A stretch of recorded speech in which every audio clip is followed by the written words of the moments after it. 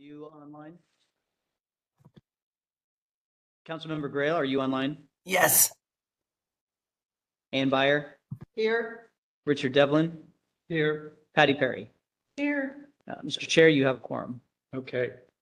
Are there any agenda modifications? Mr. Chair, I have two minor notes / modifications. The first is that the agenda was noticed with the, to the public with agenda item E, which is the financial assurance evaluation. That was noticed as an information item. It's actually an action item. So that's Got it. been since changed on the website. The information you have shows that it's an action item. So just wanted to make note of that.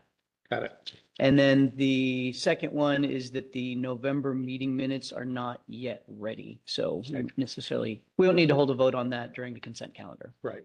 Okay. But those are the two minor updates. Great. Thank you. Okay, I have the following announcements for council members and anyone. Please do not use the speakerphone feature as it will create feedback. Please mute your phones, and if you're joining us by phone and receive a phone call, please hang up from this call and dial back in after finishing your other call. For those signed in onto the webinar, please do not broadcast your webcam. For agenda item B, annual rulemaking schedule, and agenda item D, public comment period, there are 3 ways to let us know you're interested in providing comments to the council. For those in person, please fill out a registration card and submit to Nancy Hatch. For those using the WebEx, you'll need to use the raise your hand feature. And for those on the phone only, you'll need to press *3, which will alert us that you want to speak. We'll go over those options again during those agenda items. If you want to receive future email notifications of council meetings, project milestones, or rulemakings through our Click Dimensions program, you can do so by clicking on the link in the agenda or on the council webpage. Look for the green box on the right-hand side of the page that says sign up for email updates. You're also welcome to access the online project mapping tool and any documents by visiting our website. Please note that the audio and video of this meeting is being recorded, may be posted to the council's website following the meeting. Energy Facility Council meeting shall be conducted in a respectful and courteous manner where everyone is allowed to state their positions at the appropriate times, consistent with council rules and procedures. Willful, accusatory, offensive, insulting, threatening, insolent, or slanderous comments which disrupt the council meeting are acceptable. Pursuant to Oregon Administrative Rule 345-011-0080, any person who engages in unacceptable conduct which disrupts the meeting may be expelled. So, on to the consent calendar. We're not going to deal with approving the November minutes, and we're ready for the council secretary report. Thank you, Mr. Chair. Start with project updates. So Nancy, you want to move? Actually, no, I don't think I have the project updates on there.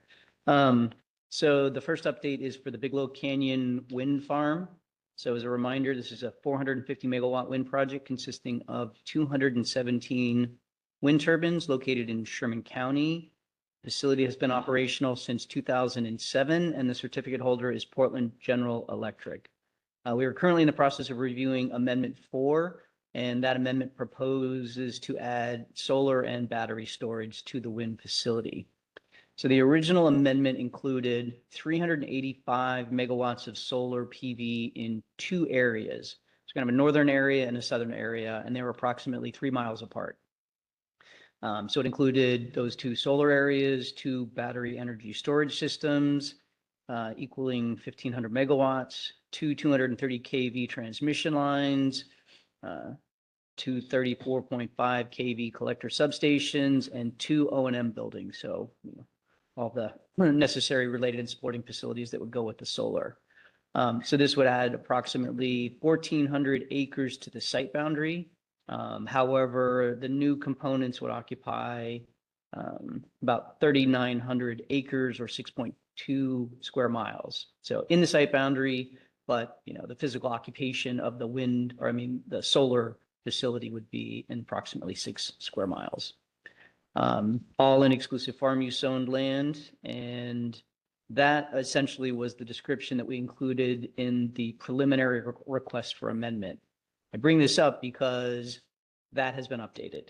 So based on our review of the preliminary request and then responses to the request for additional information from the certificate holder, they decided to make some changes and they have removed the southern portion of the solar area. So again, they started with 2 areas, they removed the southern portion. So this then results in the updated amendment 4 would be 125 megawatts of solar, 1 battery storage system consisting of 500 megawatts, 1 collector substation, and 1 O&M building. So essentially removing all of the equipment that would be associated with the southern portion. This would add no additional acreage to the site boundary, and then the solar components would occupy 1,900 acres or about 3 square miles, so half of the original approval. So the proposed order and the public notice was sent out this Tuesday. So, and we have that scheduled for the January council meeting would be the public hearing. Again, remembering that the revised amendment rules that got passed earlier eliminate the opportunity for a contested case and also eliminated the draft proposed order. So we issued the original recommendation by staff is now the proposed order, and then we'll have this enhanced commenting. So people will comment, the certificate holder then is obligated to respond. Those who commented have an opportunity to perfect their comments or sort of kind of reply. And then the certificate holder can reply again. I guess maybe that's the reply. So a little more back and forth, and that's the idea. Rather than a full contested case or potential for a full contested case, we build in that sort of record opportunity for things to get fleshed out during that phase. So this will be the first one that we really play that out. We're anticipating a lot of interest and comments. And so we'll be having the public hearing on the proposed order at the January meeting, which will be in Grass Valley and Sherman County. And that will be on January 15th. So that's the Thursday. So we had the council meeting, and I'll bring this up later on the 15th and the 16th. We're going to have that on the 15th. And as I'll again state later on, we decided it would probably be easier just to have the remainder of the council meeting, which has only a few agenda items earlier than that. And then we won't have a Friday. So I'll talk about a little bit more about that later. Next is the Speedway Energy Facility. This is a 1,400 megawatt solar PV and wind project and 500 megawatts of battery storage in Sherman County. We received the notice of intent on October 24th, issued a public notice on December 16th. So kind of related to the January 15th public hearing for Bigelow Canyon Amendment 4, we're going to have a public information meeting on the notice of intent for the Speedway facility on the 14th. So in the same location in Grass Valley, but the night before. So that'll be Wednesday night. We'll have that public information meeting. And then the Thursday, we'll have the public hearing. The public information meeting, we don't want to have a quorum there because that creates basically a council meeting. But if anybody wants to come to that, please let me know. You're not obligated in any way, but you could come to that if you're interested. Next on the list is the Saddle Butte Energy Facility. So we received a notice of intent for this project on December 12th. This would be a 488 megawatt wind project consisting of 70 wind turbines, each up to 698 feet tall. I'll say that again, 698 feet tall. You never know if they're going to actually, if they get approved, if they're going to build it that tall, but that's initially what they're looking at. There would also be 488 megawatts of battery storage. Project is located or would be located in Gillum County, approximately 6 miles southwest of Arlington, and the parent company is Brookfield Renewables. We've not yet set up a project page or a public note or done a public notice on that yet, since that just came in. All right, moving on, Wheat Ridge Renewable Energy Facility 3, Amendment 1. So this project, if you recall, kind of has a complicated history, in terms of all of the Wheat Ridges. So the original project, the original Wheat Ridge energy facility, wind energy facility, was approved by council in 2017 as a 500 megawatt facility with 292 turbines in Morrow and Umatilla County. Since then, it has been split, and then some of those splits have been split and amended. So there's a lot of really kind of complicated history to track back. This is, one of the three that was split off from the original, and now it's being proposed to be split into two. So the current facility is,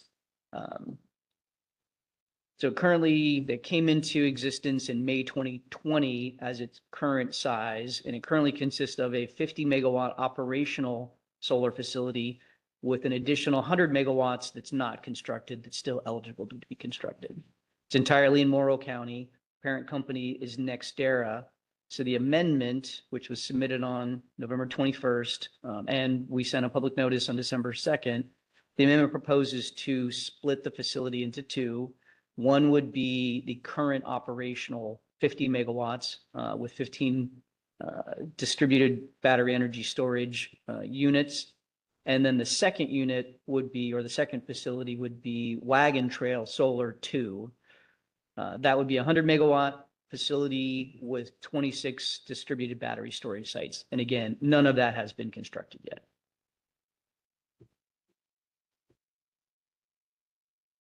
Next, I have the Boardman to Hemingway transmission line, as kind of anticipated. Now, as they're getting into construction, we received an amendment to termination request. So just as a reminder, Councilmember Perry, just because I don't had a chance to kind of look into these, we have a process by which a certificate holder can come to us and say, we don't think an amendment is required, but we want you to take a look at it and verify that. So, some things are clearly no amendment is required. Some things clearly an amendment is required. Sometimes they're a little bit in between. So we have a process by which somebody can submit the details of what they're proposing to change to verify whether we agree with them and whether council agrees with them or not, that an amendment is triggered. And we have some language that mandates when an amendment is required. So in this instance, they are, submitted the amendment determination request to verify their assertion that an amendment is not required. And what they're looking to do is expand the micrositing corridor by 1.22 acres in Union County for road modifications.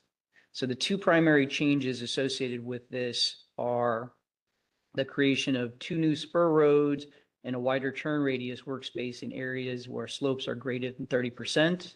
And then the second is to construct approximately 315 feet of a new road segment and abandoning the previous road segment in order to avoid impacting guy wires related to an existing transmission line. We're likely to see a lot of these moving forward. I mean, when you do the work at sort of that scale, and then you actually have the construction contractors out there, things need to change. I mean, it's just kind of the way things work. So some of these may require an amendment and some of them may not. But like I said, this is probably the first of many that we'll see in the next several years as they're going through. So we just received it. We haven't reviewed it yet, so we don't have any conclusion whatsoever. Just letting you know that we received it.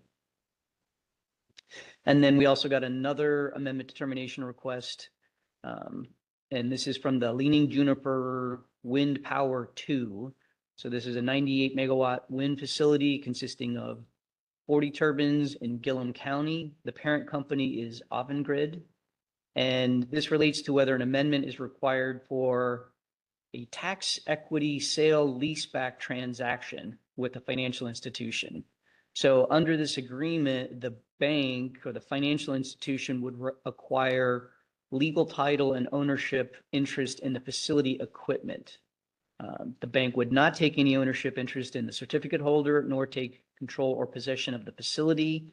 And the certificate holder will will retain its interest in the underlying real property rights and some of the related and supporting facilities, and will continue to operate the facility and maintain service and equipment. This is one of these sort of tax things where they get some benefit by doing that. So these are the things that we just have to make sure that we look at to ensure that this doesn't constitute a transfer of the site certificate. So again, we've not reviewed this yet. It came in and we're still evaluating it. Councilmember Byer. Counselor Byer? I can't always rely on my memory, but did we see something like this We did. earlier? Yep. Okay. Yeah. And I think, I can't remember what the outcome was, and each of these is. Yeah, and I believe that conclusion was that an amendment was not required. Yeah, it was purely a tax kind of thing. Correct. But I think with these, there may be nuances. And so, is this exactly the same as that? Maybe. And then if that's the case, likely it'll be the same conclusion. But we just need to look at the details and make sure there's nothing, no variation from the prior one. But yeah, your memory is correct. Okay, next slide, please. Couple of updates. So the first is the Trojan nuclear facility. So as a reminder, this was a 1,100 megawatt nuclear powered facility in Columbia County. It was decommissioned in 2004 because there is no permanent repository for the spent fuel for any sites in the United States. This site, like every other operational and decommissioned nuclear power facility, has an on-site independent spent fuel storage installation, or ISPAC. So they maintain the spent nuclear materials on site in casks. This project is still owned by Portland General Electric. On November 21st, there was a security incident on site.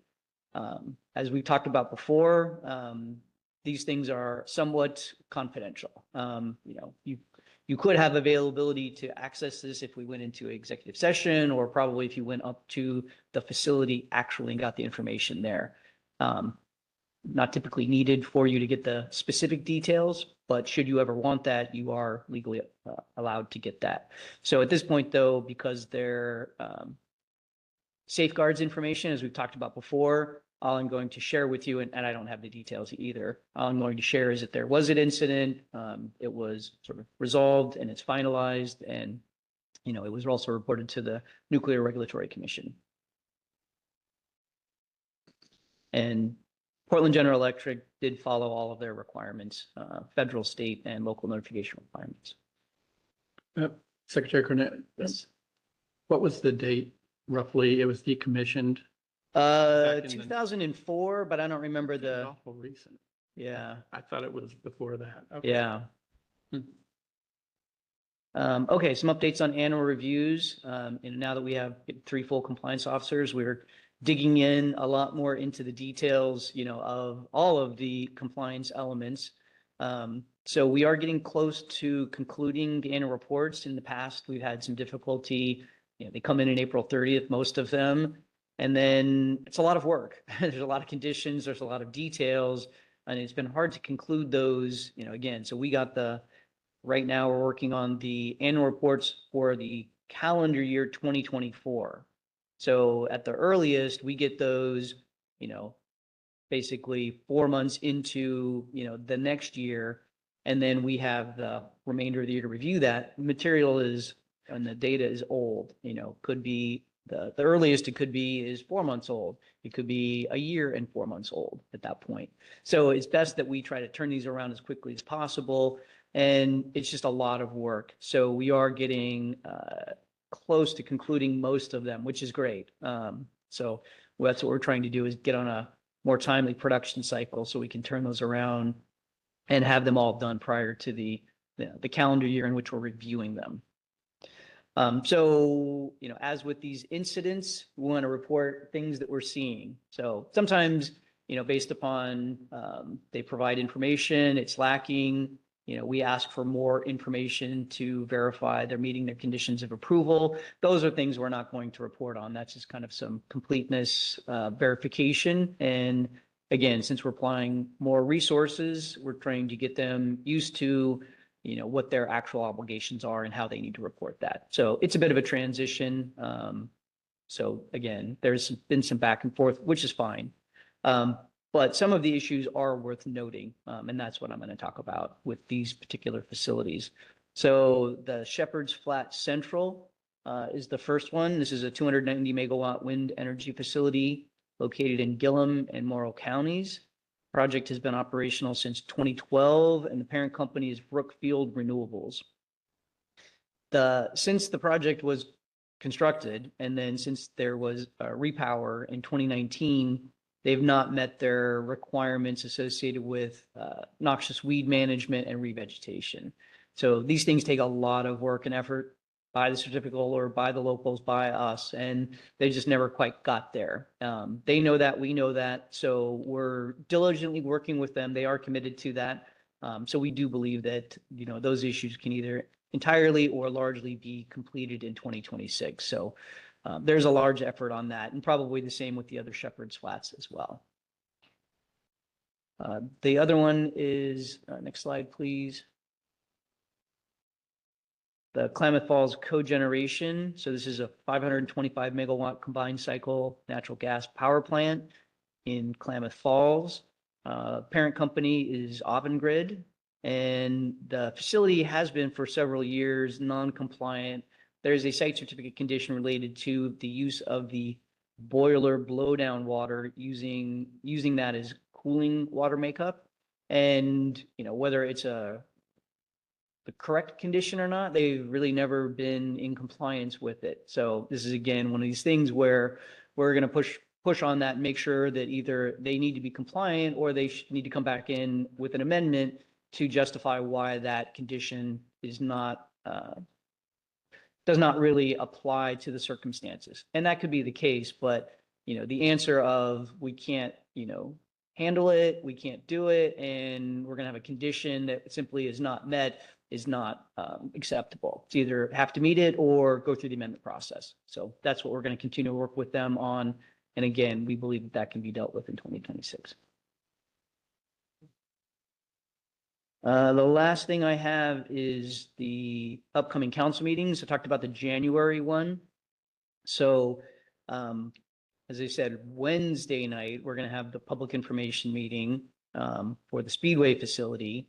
Don't have to be at that one. Thursday, we're going to begin at 3:30 p.m. in Grass Valley, in Sherman County. We will have a van if anybody wants to meet us in the Dalles and go from there, because the public hearing will start at 6 p.m. So that's all part of the council meeting. And we do anticipate a lot of interest and participation. So that one could go kind of late. There is no place to stay in that area. So we'll drive back to the Dalles, and that's where we're going to stay. And then Friday, there won't be a meeting because we'll have done all of the agenda items on Thursday. And so everybody can leave when you get up in the morning on Friday. And then February, we have the hold dates for the 12th and 13th. Right now, we have a couple of things, but not enough to probably justify a meeting. I don't know that we will or we will not at this point, but we haven't concluded whether a meeting's needed. So more information on that coming up. And I know Condon probably, or Vice Chair Condon won't be available on that one. Correct. And then Councilmember Byer won't be available for January. Okay. All right, that concludes my secretary report, unless you have any questions on any of these. Vice Chair Condon. Thank you. Just a question. Can you go back to Shepherd's Flat for a minute?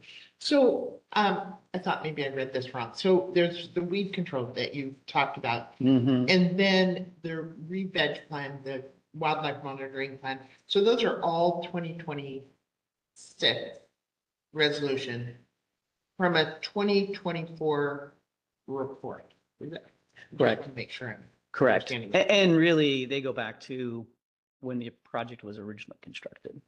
And so I'm just curious about, is it not enough attention to it? Is it the lack of staff that to follow up? What gives rise to like a 2.5 year lapse? I would say it's quite longer than that, just because again, it's since the time that the project went into operation, they've really not been compliant with that. Yes, I mean, I think partly, it is just the lack of staff, our own staffing resources. These things take tremendous amounts of time, looking at the conditions. So you can spend, anywhere between sort of 50 and 100 hours on each facility, just reviewing the conditions, and if they do a pretty decent job of providing that, it takes a lot to go through, evaluate all the information they provide, and, ensure that the conditions are being met, go out there on site, do an inspection, kind of verify that. But if anything is problematic, that is, can be a pretty deep hole, in terms of time and effort. And, previously we had one, compliance officer, for, 25 to 30 facilities. You look at all of the conditions on annually, just trying to be able to turn those around and do those was a challenge, but actually digging into pretty complicated elements, conditions, holding the certificate holders accountable, and following up and having all of the time and resources to follow up, we just didn't have. So we're going to be seeing this probably for a couple of years as we now do have the resources. They can devote the time, make sure that, that the certificate holders are adhering to these conditions, and then having that, again, the ability to follow up.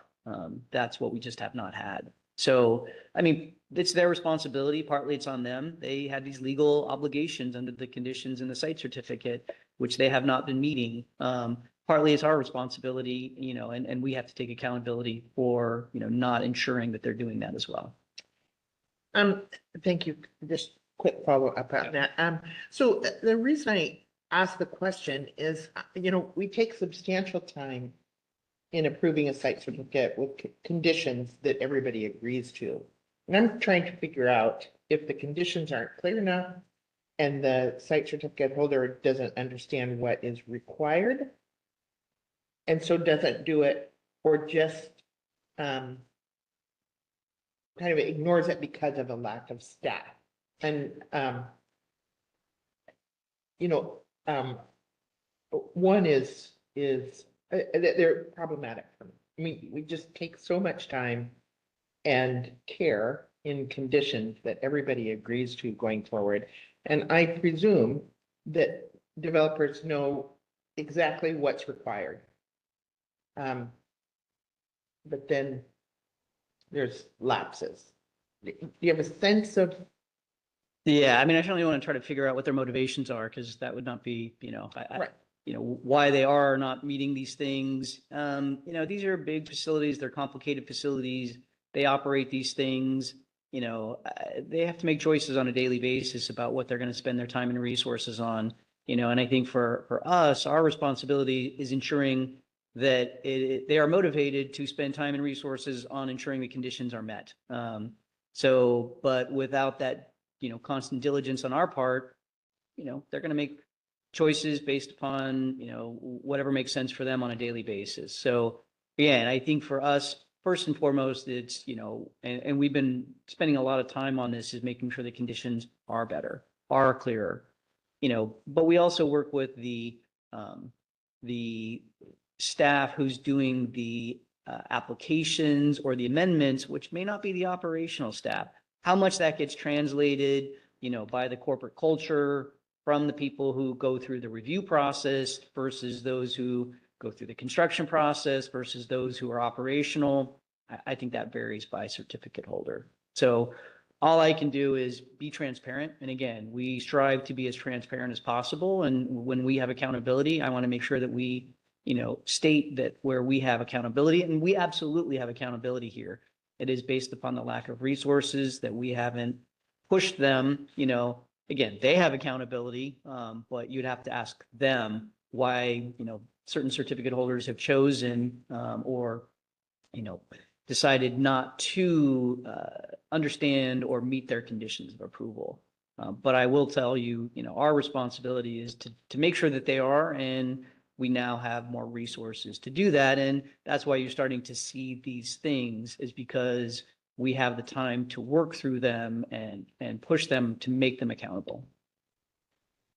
Thank you. And just a final comment. Right now we are reviewing the organizational expertise, and to me, this stuff kind of fits into that, it flows into that. And so I just want to make that comment. Thank you. Any other questions? Okay. Thank you, Secretary Cornett. The next item is the annual rulemaking schedule. This is an action item, and we've got Thomas Jackman, the citing policy analyst and rules coordinator, to present. The floor is yours, Mr. Jackman.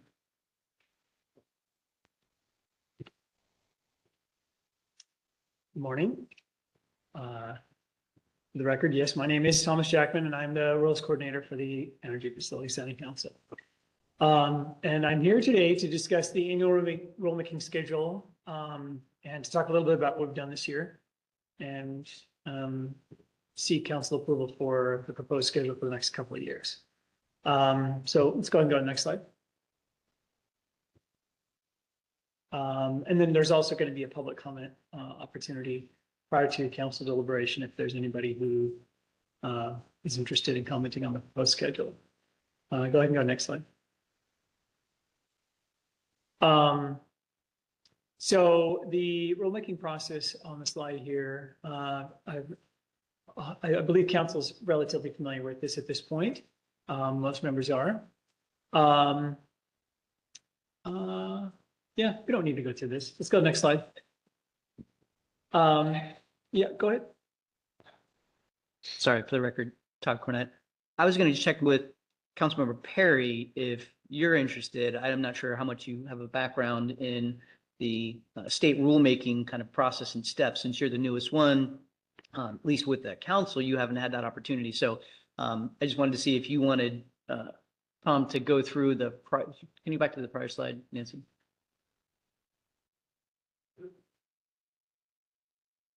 Yeah, just checking to see if you wanted Tom to go through that in a little more detail or not. No, I don't think so. I'm pretty good on it. Okay, go ahead and go to the next one. Okay, so earlier this year, we adopted two different sets of new rules or amended rules. The first was actually the application process phase 2 rules, which was a reorganization of where the information requirements for the council standards were located to set us up for what we're currently going through right now, which is the beginnings of redoing or rather taking a look at potentially updating the council standards and the information requirements associated with them. Later in the year, we finalized the amendment rule making, which did quite a few things and I think significantly improved the amendment rule process, getting rid of some outdated stuff, removing the possibility of a contested case, improving the, hopefully, although it hasn't really been put into practice yet, the engagement process for the public in terms of how they participate with an amendment and get their voice heard and have an opportunity to understand how the impact of their comment and have an opportunity to improve that. So I'm excited to see how that plays out over the next 2 years. So we also worked through the modernization rulemaking. We issued a notice of proposed rulemaking on that. We received some comments. We had some, just sort of coincidentally, some issues arise related to some proposed changes during and sort of post that public comment period that we're going to discuss today. And then the council can either agree with the changes and file and direct me to file permit rules or direct us to reissue the rules for a new public comment period. And I'll discuss why you would want to do one or the other. When we get to that. We also have the exemption rulemaking, which we're going to be discussing later today. And if council approves the draft rules, we would be issuing a notice of proposed rulemaking and starting a public comment period on that rulemaking. We have the communication with the tribal government rulemaking, where we've developed draft rules, and I'm attempting to reach out to the tribes to receive feedback on that. Once those efforts are completed, we are going to start the present those to council and begin the public comment period on that as well, likely in February. So then we have the radioactive material transport fee rulemaking, which started last year and has met twice. Currently has pretty good engagement, I think, and we'll have another RAC likely in January, although that has yet to be scheduled. And then we recently started the compliance and organizational expertise and financial and retirement assurance standard rulemakings, which we have been delighted to have some council membership on those RACs, so that's been fun.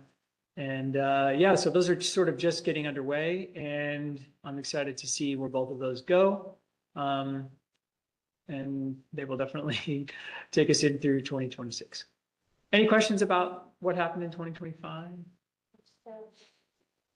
Counselor Byer. Thank you, Chair Howe. On the amendments, and I know we'll have our first amendment hearing in January, and I'll miss that, but I think it will be really instructive to see what kind of feedback you get from the public. It's always hard because they may not have participated in the old process, so Sure. they may not have comments on the new one. But it seems like one of these places where the council is trying to streamline the process while maintaining public participation, making our expectations for developers clearer, but also maintaining that public comment process and making that easier. So just will be interested to get feedback on that process. And I think as we go through today's agenda, we do review the rules every 5 years, so we aren't entirely locked into a process, so that if we get all sorts of comments one way or the other, we can revisit.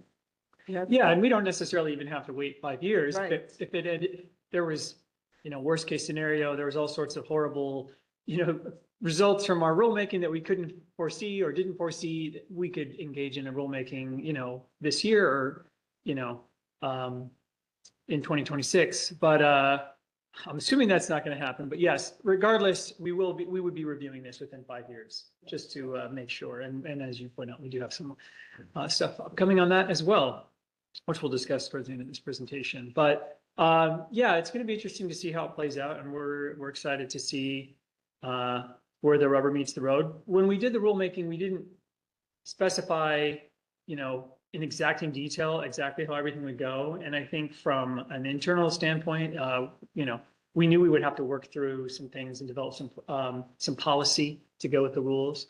So yeah, I'll be engaged in that, and we'll see how it goes. Thank you. Counselor Grail.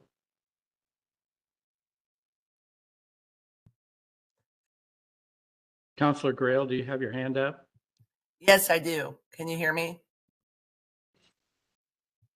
Can you hear me? She doesn't. Yeah, she just lowered her hand. Oh, Lord. Okay. Yeah. I just wanted to say to Secretary Cornett too, thanks for having a dedicated staff to do this rulemaking. You're doing a great job, and it's a lot of work, and it's nice having the continuity and continuous improvement that we're trying to do. So appreciate it. Secretary Cornett. For the record, Todd Cornett, going into the moderately wayback machine. So previously, the way the agency did rulemaking, because as a reminder, council has your own rules. Those are not the agency's rules. Those are different, so the director, Benner, has sort of ultimate authority over the agency's rules, but those are not your rules. You have your own specific rules. So it's sort of an interesting split. I don't know that other agencies or boards or commissions are built like this. I don't know how unique this is or not. But we used to have 2 or 3 people who were rulemaking coordinators who just ran the process. They weren't subject matter experts. So going back probably 10 years ago, the rulemakings were very inconsistent. There could be several years where we didn't do a rulemaking, and then one of the senior siting analysts might have some time and then, became, ran the rulemaking process for FSEC, and then we used one of the rulemaking coordinators to help with the process. Well, it was identified, I mean, I helped identify the need to have our own because you look at the carbon standard, part of the reason why those weren't frequently updated because we didn't have the resources dedicated to doing it. But since we've actually, had a dedicated position, we have consistently done a tremendous amount of rulemaking year in and year out. And we're still, I think, catching up, from the fact that we didn't have that for a long time. So I think it's the right model. Tom and his predecessors, have all done a great job. And again, we get a lot of interest in participation, and we recognize the need to constantly, evaluate and update these rules. So, and this is part of that, is this annually coming to council saying, what do you want to do? And then also opening that up to anybody else who wants to comment and potentially, let council know what their thoughts and ideas are on the types of rulemakings that we should do. So I agree. I think it's been great. Yeah. I think the rules, some of these things are quite complicated. We did a huge amendment rulemaking, and then we're already into the next round of that because some of the things worked out really well and some of them didn't. And we've made the adjustments as a result. So thank you. I appreciate that. You bet. Okay, back to you. All Mr. right. Jack. Any other thoughts or questions on okay, go ahead and go to the next slide. Okay, so the proposed new project for 2026 is a little shorter than we had for last year's for 2025, partly because we have so many rulemakings we're currently underway on. And none of these rulemakings is going to be like we had for the modernization or the exemption rulemaking where we can sort of do them internally. These are all going to involve racks and be relatively substantial. So yes, I think we're still going to be really busy. And I think that this is still pretty ambitious. The first two rulemakings you have proposed here are going to be two more council standards. Hopefully you're a little bit more familiar with this now, which would be the second rulemaking on this and the third rulemaking on this. And in the next slide, we'll discuss what those possibilities would look like. And then third, we have the natural hazards mitigation rulemaking, which sort of ties into recent work that was completed in October by the state, updating their natural hazards stuff. To be honest, I'm not super familiar with it, but I do know that that's something that we would want to take into account when we address these rules to see if there were any recent changes by the state that would motivate us to want to update our rules. So that's why that's sort of in there timing wise. I have yet to become a subject matter expert on this, but TBD. Anyway, any questions about this? We're going to get to the standards here in a second. Okay, go ahead and go to the next slide. Okay, so here is the sort of, so we're calling phase 3 rulemakings for all of the council standards. If you'll recall from last year's discussion, we grouped these not necessarily because they're like perfect matches, but just so that we didn't have 15 rulemakings that, took us out through the next 10 years. As we've seen with the organizational expertise and financial retirement assurance rulemaking that we just had, we're already going to have to break up the RAC a little bit in terms of like the next RAC meeting will probably just be on the organizational expertise, and the one after that might just be on the financial and retirement assurance. But there is a lot of sort of operational efficiency that, we're only going to have to do one notice, and that reduces the number of council meetings that we have by basically half to the extent we can combine them. And there is some natural overlap. The main criteria that I had when coming up with these was not wasting anyone's time. So when we form these RACs, the idea is that if you'd be interested in one of those, you'd probably be interested in whatever the grouping is. So if you're interested in scenic resources, you're probably also interested in recreation. And, structural standard and the soil protection likewise, so that RAC members who participate will be engaged through the whole process. Yeah, so we have the first one underway, the organizational expertise, financial retirement assurance rulemaking, but we still have 5 more to go. And there's sort of displayed here I would say suggested order, but there's no, there's no magic to any of this. So we defer to council on what your standards and priorities are, council or Secretary Howard. Yeah, so just as a reminder on the Fish and Wildlife one, you initiated the technical advisory committee at the last council meeting. So that wouldn't be one that say, we're ready to go tomorrow. That one's kind of more near the end of 2026. Say if you wanted to add that one, that wouldn't be probably the next one. That might be the second one. Yeah, so that currently that would be, if you just went with the schedule that I had presented, I think that would start in 2027. So that would align with, Counselor Byer. So there are multiple ways to stand these and decide which are the highest priorities. But I think what I'd be looking for are the standards that have given both the developers and the public the greatest heartburn in implementing, where they really are outdated or not clear. And then the second is where we can really accomplish sort of streamlining. And the one that comes to mind for me is protected areas, scenic resources, recreation, where we seem to ask for the same information in each category, but weigh it with a different lens. So trying to see where we can really use our rules to streamline the process while still protecting interests, and then responding to issues we've had, say, in the past 5 to 10 years with projects that are either built or retracted, but really trying to use a specific lens to evaluate these. Does that make sense? absolutely. And that's definitely why it's sort of the top there on that list.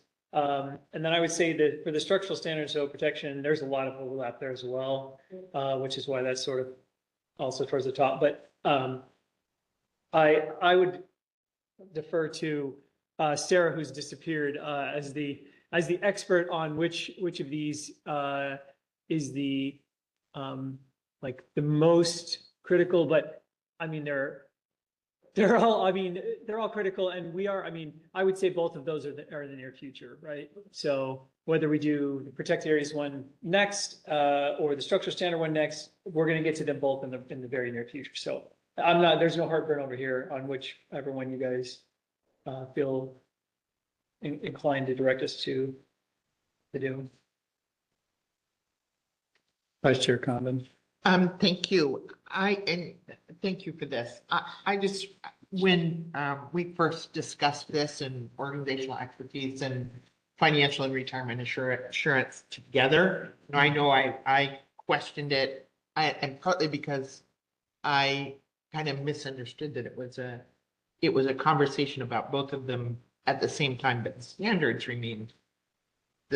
remained separate. Sure. And we just had our first rack, and I just want to comment how useful it is because they are so attached, and to hear kind of background discussion that informs the other topic. If we're talking about financial assurance, it informs organizational expertise and vice versa. So the combination, and I know we did it with protected areas, scenic resources, and recreation previously together, but I think it works particularly well. So thank you. Yeah, and to be clear, there is a possibility that the result of these rulemakings would be a suggestion that we would combine them. We ultimately concluded from our previous discussion that didn't make sense for the organizational expertise and financial and retirement assurance standards. But when we review protected areas, scenic resources, recreation, I think that's maybe the one that's the most likely to result in fewer standards. Not that they would cover less, but that we wouldn't need necessarily separate standards to cover those resources. But not necessarily. We may conclude after completing the rulemaking process that no, it does make sense to keep them separate. But that is one of the things that we're going to look at as part of these rulemakings. Yes, and just a follow-up to that. I'm not sure I would have recognized it or appreciated it if I hadn't been a part of both of them and saw the differences. And I would be opposed to drawing them together on organizational Oh, sure. expertise and Yeah. financial assurance and retirement. But I could see it in protected areas just by the discussion of the RAC. And so Sure. thank you. Secretary Cornett. Yeah, thanks for the record talk, Cornette. And thank you for being part of it. I think both, you and Councilmember Byer were on that one. I think that's also the value of having a council member or, a couple council members involved in these racks. It gives you a different perspective. It gives you, you get to hear, you're always going to hear from staff, but it's important that you hear from other people as well. So, you hear what their sort of motivations are or their ideas. But again, it's just working through that process gives you a different perspective. So I appreciate the extra effort that you take. And then that helps, I think, translate, from like the RAC and the staff and all the comments and commenters and stakeholders to the ultimate conversation that the council has on those draft rules whenever they come out. So I just want to say thank you very much. I very much appreciate, both of you participating. Sure. Counselor Byer. So I will say this because I say it every year. I am concerned on workload, right? That you aren't going to bury yourself. But I think by having the two rulemakings underway, the compliance and the organizational expertise already underway, that takes some of the workload off. It's not a big legislative session, I think, so that helps. Just kudos to Tom for getting pretty robust racks on both the racks I've sat on. And we don't want to burn everybody out. So to the extent we next choose a rack or a subject matter that doesn't involve the same people. Yeah, Probably not. although I will say that is one of the Yes. main issues Yeah. that I've noticed with having an aggressive sort of rulemaking schedule is that our pool of interested participants is relatively small, especially from the energy company standpoint. I mean, they're going to be kind of interested in all of them, but yeah, no, I would agree with that. Yeah, so I would encourage the other council members to pick a topic you're really interested in and sit in on the rack. And then members of the public and developers, this is really how our policies are made. They come back to the council, but the feedback at the rulemaking stage is critical. And so if you really want to make changes, it's a good time to get involved, so.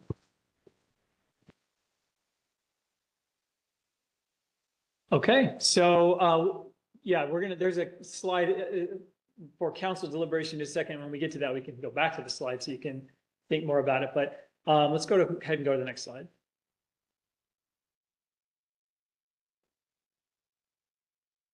So yeah, this, yeah, as I said, this was a rulemaking that would evaluate how we can support the goals of the Oregon Natural Hazard Mitigation Plan, which was updated in October. So go ahead and go next slide. So then here's the proposed projects for 2027, which is sort of similar, where we have one non-phase 3 rulemaking and then 2 phase 3 rulemakings. And then this one is the mandatory conditions and site certificates, which I think will be very interesting. And to be honest, I don't know, this mandatory conditions, the more we do other rulemakings, the more I'm wondering if that almost maybe gets absorbed into some of the other rulemakings that we're doing, because it seems like a lot of the overlap with the standards and with other things that we're looking at. It's like, well, should we address this here or should we address this as a mandatory condition? So we'll see how that goes. But at least for the time being, I think it makes sense to have its own dedicated rulemaking, and that's where it's got room scheduled. Any questions about this? Okay, go ahead and go next one. And then by 2028, if I'm still alive, I've got the final rulemaking on here. I'm guessing by this point, some of the other rulemakings that you've seen will have be pushed out to 2028. So that when we get to this point and we present the schedule, it will have more items on it. But at least for the time being, I didn't want to overload. We're trying to be ambitious, but we don't want to just have a schedule that would just, push out 2-3 years and it's like, why did we even bother? So I didn't, So anyway, that's all I have for 2028 at the moment. Any questions about 2028? Vice Chair Condon. Thank you. Sorry, and I may have missed it in the materials, but what's the definition of natural hazard? The natural hazard mitigation, what's included in that? I have no idea. Like at all? Okay. I mean, I know what the phrase natural hazard means. Yeah. How would you describe? No. I am curious about what it means. Is it a? Councilman Breyer. Oh, microphone. So the state has had a hazard mitigation plan since the 2000 somethings after the 98 floods. And the idea of mitigation is to prevent damage from natural hazards. So natural hazards, flooding, landslides, wildfire. And there's some variation by county. Yeah. Each county has a natural hazards plan, which includes, sort of all the natural hazards in that particular county. Ones that are closer to the Cascade Mountains are going to have more sort of flooding and landslides. Others might have geohazards and fire and other things. So it varies a little bit by county and location, but yeah, all of those things. Okay. So became a subject matter expert in the last few seconds. I kind of had a sense for it. I just didn't want to say things that I wasn't more confident about, but I've become more confident in recent times since time has passed. So the idea is that the state looks at, rather than sort of reacting to natural disasters and things that occur, seeing, ounce of prevention is worth a pound of cure type of deal, identifying things from a more strategic standpoint and saying like, there's elevated risk for these certain, rock slide, whatever it is. And does it make sense to put resources into preventing those, alerting, counties, potentially so that they could decide to invest resources into creating mitigation efforts, so that we're better prepared when those things inevitably occur. Vice Chair So, Condon. thank you. Quick follow up on that. So obviously we have done some work with wildfire, standard and whatnot. And I would presume that comes under it. But for instance, on landslides, would we take information on landslides and then build it into conditions? Is that what working that plan into our condition? I'm just curious about the flow of. Secretary Cornett. For the record, Todd Cornett. I think it really is, it's kind of like everything else is what's the particular site? What are the characteristics of the site? Are there geological hazards? Are there floodplain? Are there slides? Are there, I don't know, other things, windstorms, that we need to be thoughtful and aware of how that may impact the facility or how they may impact the facility, which then may impact, the natural environment or the built environment. So I think it really is just not necessarily, any particular outcome is, where are you proposing a project? What are these sort of hazard characteristics associated with that site? Are you designing it, in consideration of those? And are there any then conditions that need to be applied, for, again, protection of the site, protection of the resources, protection of the, adjacent landowners? Thank you. Okay, go ahead and go to the next slide. I believe this is the, 5-year review. So I have on the schedule in February, we're going to be presenting to council the review of the radioactive materials enforcement rules that were introduced in February 2021. So that would be completing that, but then we don't have another one until 2027. So there was a gap in rulemaking 5 years ago. which was around the time Chris came on board, I believe. Yes. Anyway, so that's just to give you some notice on the 5-year reviews that are coming up. Okay, go ahead and go next slide. Oh yeah, we just recently did the 5-year review on the 2020. Go ahead and go next slide. Okay, I will turn this over to you to Okay, let's help with public comments.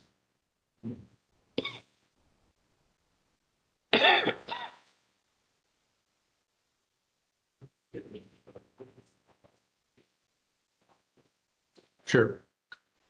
Okay, we're going to take a quick pause, 5 minutes, you say, to see who is interested in commenting on the rulemaking schedule. We'll come back at, oh, got it. Okay. So we're going to have a hearing. If there's anyone that wants to comment, is there anybody in the room that's interested in commenting? Anybody online, either raising their hand or on the phone? We've got one person that would like to. There is one person with their hand raised. It looks like Mr. Les Poole. I'm going to go ahead and unmute your mic and you will be ready for your comment. Oh, wait. Hello, hopefully I'm coming through. Yes, you are, Mr. Poole. Go Yeah, ahead and state your name and address and give us your comment. Yeah, just briefly, obviously when one considers all of the fires and hazards we're facing, my hope is that hazard mitigation and a focus on, just rulemaking for those unfortunate disasters that can happen, whatever the disaster may be. So in terms of schedule, I would strongly recommend that be a initial or at the top of the list. Thank you. And could you give us your address? Sure. I live in Hubbard, 2985 B Street. It's Hubbard, Oregon. Thank you. Okay, thank you, Mr. Poole, for your comment. Is there anyone else?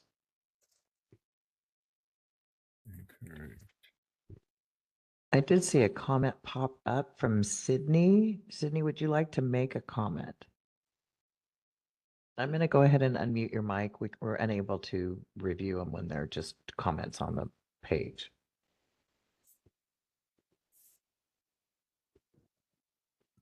Sure. Hi, thanks. Sydney Villanueva here. I was interested in potentially making some comments on some specific language in the draft rules, but I'm not sure if this is the appropriate time to do that or if that will be discussed later in the meeting, perhaps. This is the time, I think. No, the draft. Oh, yeah, no, then that'll be a future later in today's schedule. Okay, Oh. Thank you so much. Okay. Anyone else wish to comment? There are no other hands raised at this time. Okay, we'll close the hearing and or the public comment. And this is an action item. Yes, and let's go ahead and go back to the slide. Should have just put another one in the presentation where it discusses the phase 3 rulemakings, so that you can look at it while you discuss. Yep, right there. Yep. So now I turn to council for your direction on how you would, so you can approve everything as presented including this order, or you can approve everything as presented with the modified order for the phase 3, based on your conclusions. Okay, Council, do we have someone wants to make a motion? Councilor Devlin? My mic doesn't seem to be coming on. It's on. It's on. It's just not showing. You might pull it a little closer to you. Yes. Mr. Chairman, I move that the council approve the 2026-2028 FSEC rulemaking project schedule as presented and recommended by staff with the following prioritization of the identified phase 3 rulemakings. It basically is what has been presented, unless you want me to read them all. And the first one isn't listed because I believe it's actually already under review. Yes. So it's the bottom 5 there. Okay, we have a motion. Is there a second? Any discussion? Mr. Chair, this is Marcy. I second the motion. Okay, we've got a motion and a second. Secretary Cornett, could you please call the roll? Discussion? Oh, yeah, is there any discussion on that? Yeah, We like Okay. being aspirational. yeah.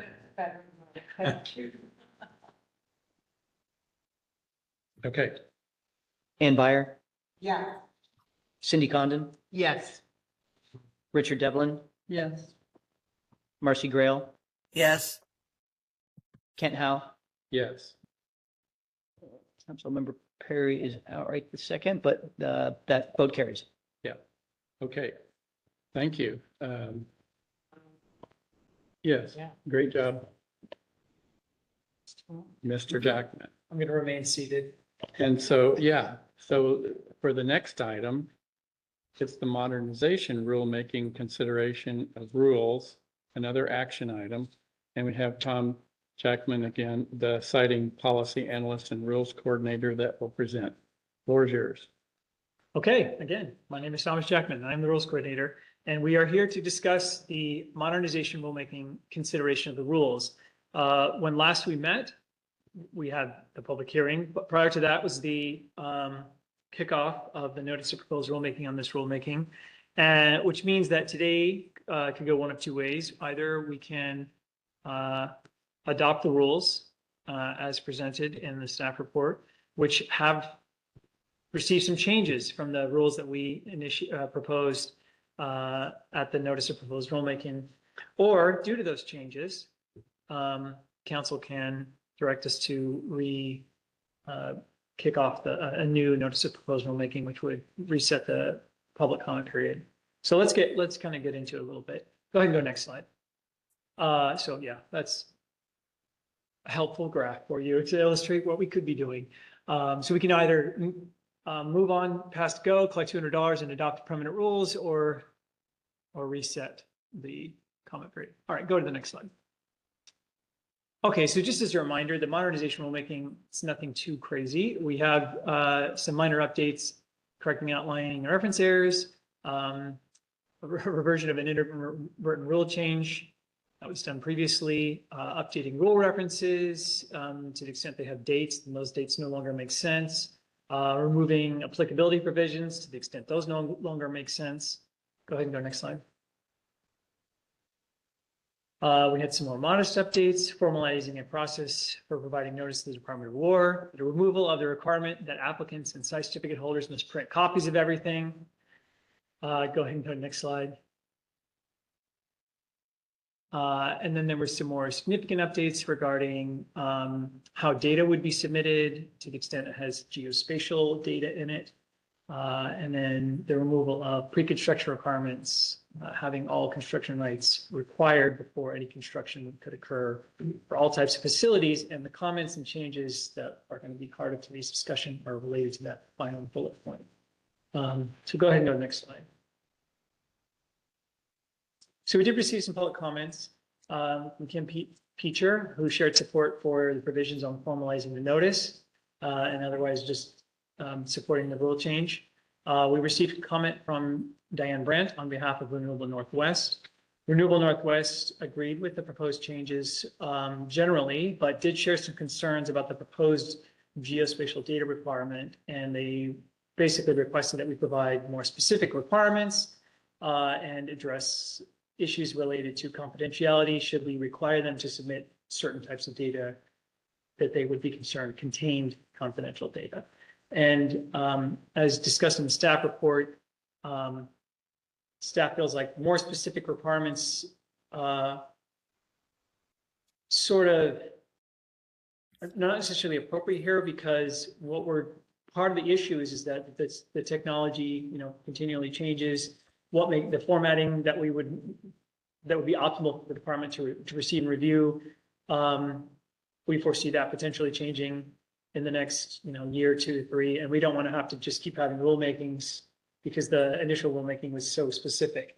We don't want to outdate ourselves immediately. So we understand sort of the uncertainty that they're concerned about, and feel pretty confident that we can work with the developers to, create processes or to discuss how this information will be submitted in ways that will make sense and not be confusing, but then that would potentially be updated as time goes on.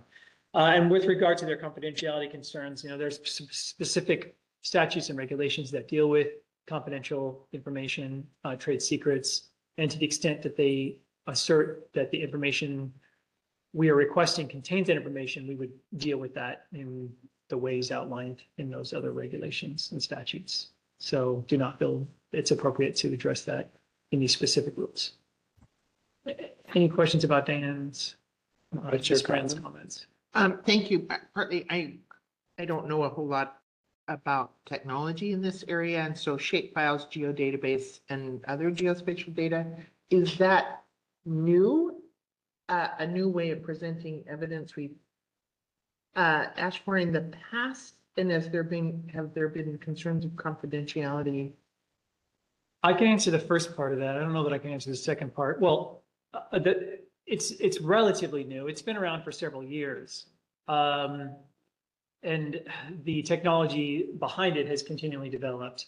But we have received that type of geospatial data. The reason for this rulemaking is that not everybody has given us this geospatial data. Only some have, and only for some geospatial data. So the hope is here that we can standardize how we receive it so that they all give it to us in a similar fashion, which would help our review and then also help public review. So to the extent that this is confusing, it's at least confusing in one way and not more than one way, and that people can become familiar with it, but still leave us with flexibility should this stuff, change. But it's sort of like trade practice. Like there's industry groups that are developing the tools that analyze this geospatial data, and they're sort of like competing groups, and they all, they're advancing the technology, and we have the formats we're comfortable with, and we kind of want them to submit it in the way that we are comfortable with. But the thing is, this data has a lot of stuff in it, so to speak. I mean, you could just print out some PDFs, right? Of like, here's some stuff, here are the maps. But the geospatial data is data rich. It has a lot of information. And so I think there's some concerns there that the geospatial data they submitted would have more information or would reveal to the public certain information that they would rather not reveal. So does that answer your question?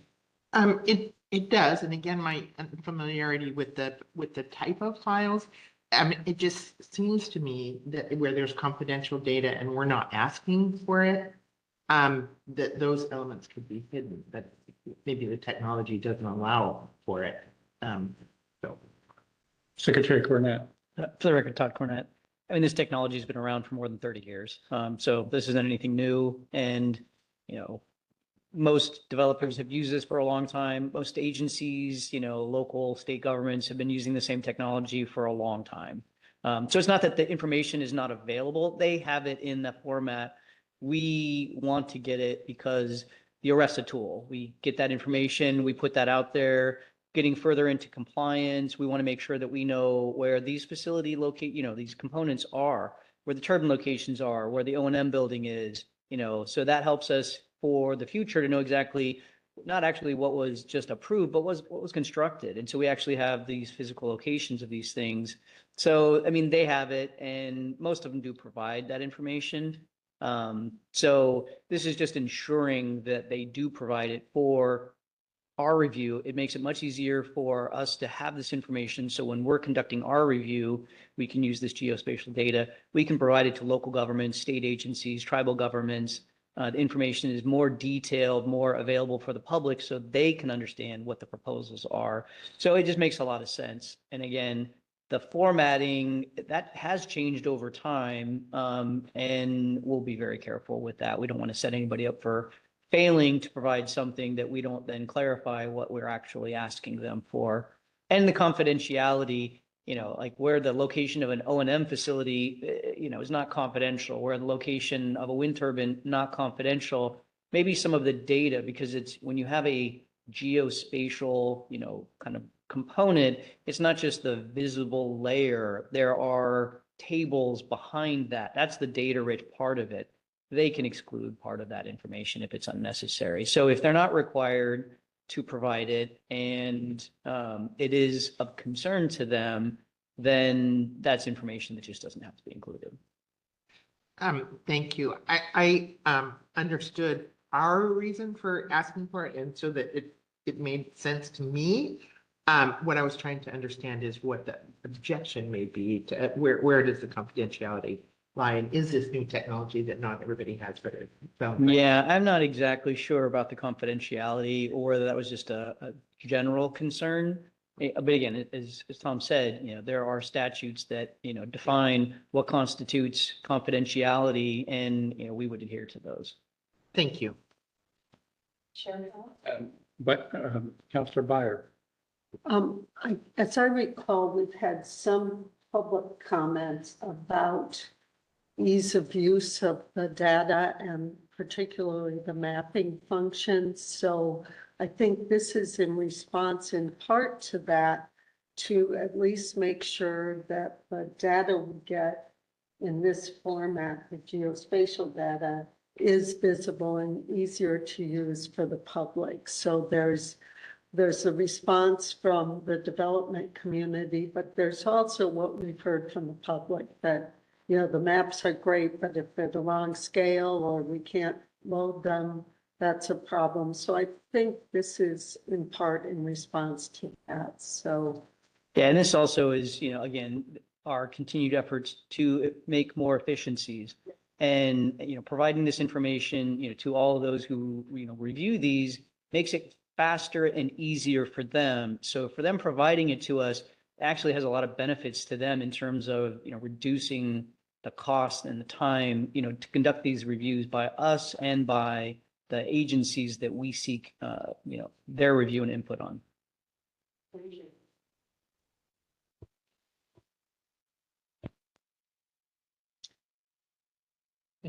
Any other Back to you. comments or, okay. Go ahead and go to the next slide.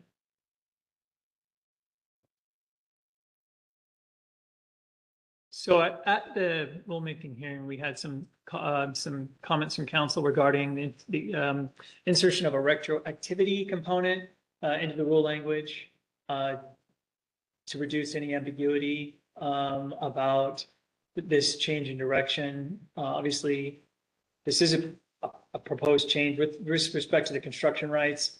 And to the extent there be concerns from certificate holders that this wouldn't apply to them because, they received their certificate prior to this rule change, the intent was that it would apply. And so it does make sense to have this clause in there. And then there was also some questions about how council defined what construction rights were. And we proposed putting in some clarification on that as well in response to that. Any additional thoughts about this? Okay, go ahead and go to the next slide. So then the question is, and the reason why this is actually incredibly recent, was it this month or November? Late, yeah, in November, there was a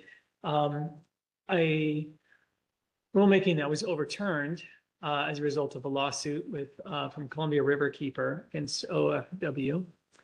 And the key language I pulled out of that from that court decision is that when an agency decides to make substantial revisions to the noticed rules on topics that were not identified as relevant to the rulemaking process and topics that fundamentally alter the nature of the rules themselves, the agency must provide new notice and open another public comment period to allow meaningful feedback. So the question that we have, that council has to make a determination on is, are the proposed insertion of the retroactive period and the change to the definition of construction rights substantial revisions? And, essentially, do people need a, public comment period? And of course, we don't, even if you feel like the rules proposed changes don't meet the standard, you can still feel like it would be appropriate to have a new public comment period.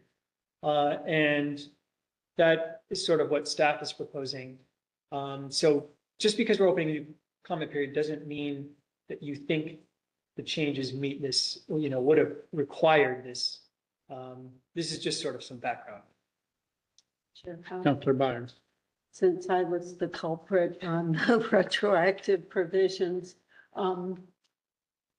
I do not believe that it's a substantial revision. That having been said, with language like this coming from the court and being slightly risk averse, I think we probably should renotice. But my question to you is, what kind of time frame is that? How much extra effort is that for you, or is it pretty darn easy? Those are some great questions, and it's not a ton of extra effort. The extra effort will be the fact that instead of wrapping this up now, we'll have another council meeting. We are going to propose that we don't have a hearing. We're not required to have a hearing unless a certain number of people request it, and that I suppose could happen here as well. That's, at least in the time I've been here, we've never had enough people requesting it, but that's typically because our standard practice is to have a hearing always. We didn't really have any comments at the last hearing, and these changes are even more minor than the totality. So we are suggesting that we forego the hearing, which would be a cost savings of what would typical notice of a public comment period would consist of. So yeah, it's not going to be too extensive. I would say it's relatively minor. Cost resource wise. So, question. Secretary Cornell. That assumes that we don't get a bunch of comments, because obviously that would take time and effort, but yeah. So Tom, remind us, I don't know that there's any specific time frame for a public comment period. Oh, there is, okay. And if you do a notice, it does not matter that you've previously done a notice. So there's a statutory 49-day requirement. Okay. So it would be, yeah, April or March, yeah, however it would lay out. I'd like to just add a couple of comments. I'm also risk averse. And I don't think when ODFW made their changes, they thought that they needed to renotice, but the court found that they did. And the court emphasized the need to get public input when you make changes. And in the ODFW case, they issued their NOPR. They made some changes to the rules, but they actually included those changes in meeting materials that were made available to the public while the public comment period was still open. The court found that still wasn't enough because those changes weren't in the NOPR version of the rules. Here, we've made changes after the public comment period is closed. Yeah. While they might not be substantial, I think out of an abundance of caution, I would rather see us renotice, because while it might be a little more work now, it will be a lot more work if this were to be challenged in court, and we would have to redo all the rules entirely. Okay. Any other comments? Okay, go ahead and go to the next slide. Yep. This is an action item. I think we're ready to entertain a motion unless there's any additional discussion. Okay, Councilor Byer. I would make a motion to direct staff to reissue notice on the proposed rulemaking with the changes as described in the staff report. You need anything else? Nope. Thank you. Okay, we've got a motion. Is there a second? Counselor or Vice Chair Condon. Mr. Chair, I second that motion. Okay, we've got a motion and a second. Secretary Cornett, could you please call the roll? Patty Perry, Yes. Richard Devlin, Yes. Ken Howe, Yes. Cindy Condon, Yes. Ann Byer, Yeah. Marcy Grail. Yes. Motion carries, Mr. Chairman. Okay, thank you. Thank you. Oh, Just, sorry, one last thing. To the extent that it occurs to me that if the person who's online was intending to comment on the draft rules for today, given council's direction, I will be filing a new notice of proposed rulemaking, which would start a new public comment period, and they can make the comments during that time. perfect. Thank you. Okay, looks like it's break time. And we'll take a 10-minute break. Let's see, it's 9:52. We'll come back at 9:57. 07. Okay, yeah, right. So we'll call it 10. We'll come back at 10:10.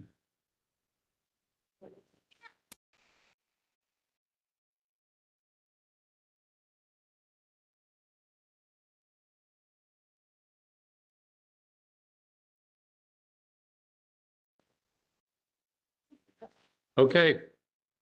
It's now 10:10 a.m. and I'd like to call the meeting back from recess and continue on with the next agenda item, which is public comment.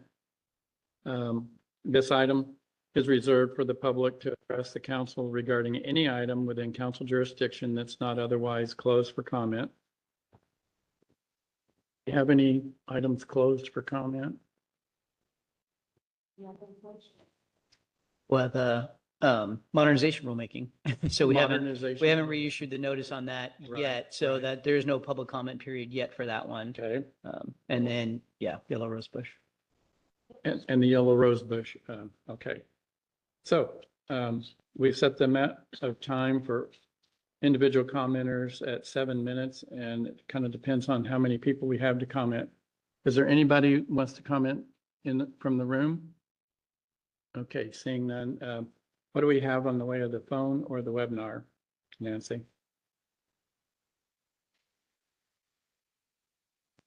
All right, well, there are no hands raised at this time. Let's just go ahead and remind everyone how they're going to raise their hand.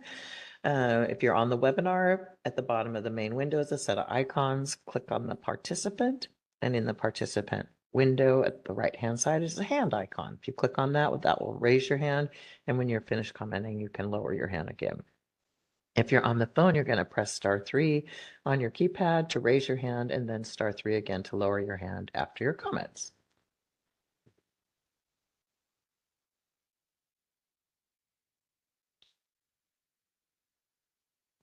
All right, well, we have no hands raised at this time. We'll give everybody about a minute or so and see if anyone wants to make a comment.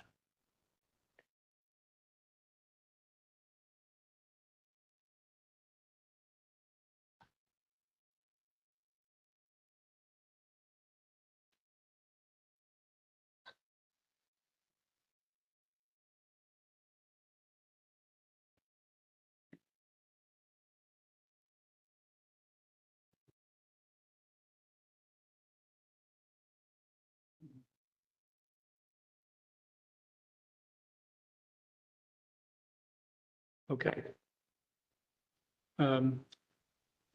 We see no one that wants to make comment. So we'll close the public comment period and move to the next item, which is the annual financial assurance evaluation.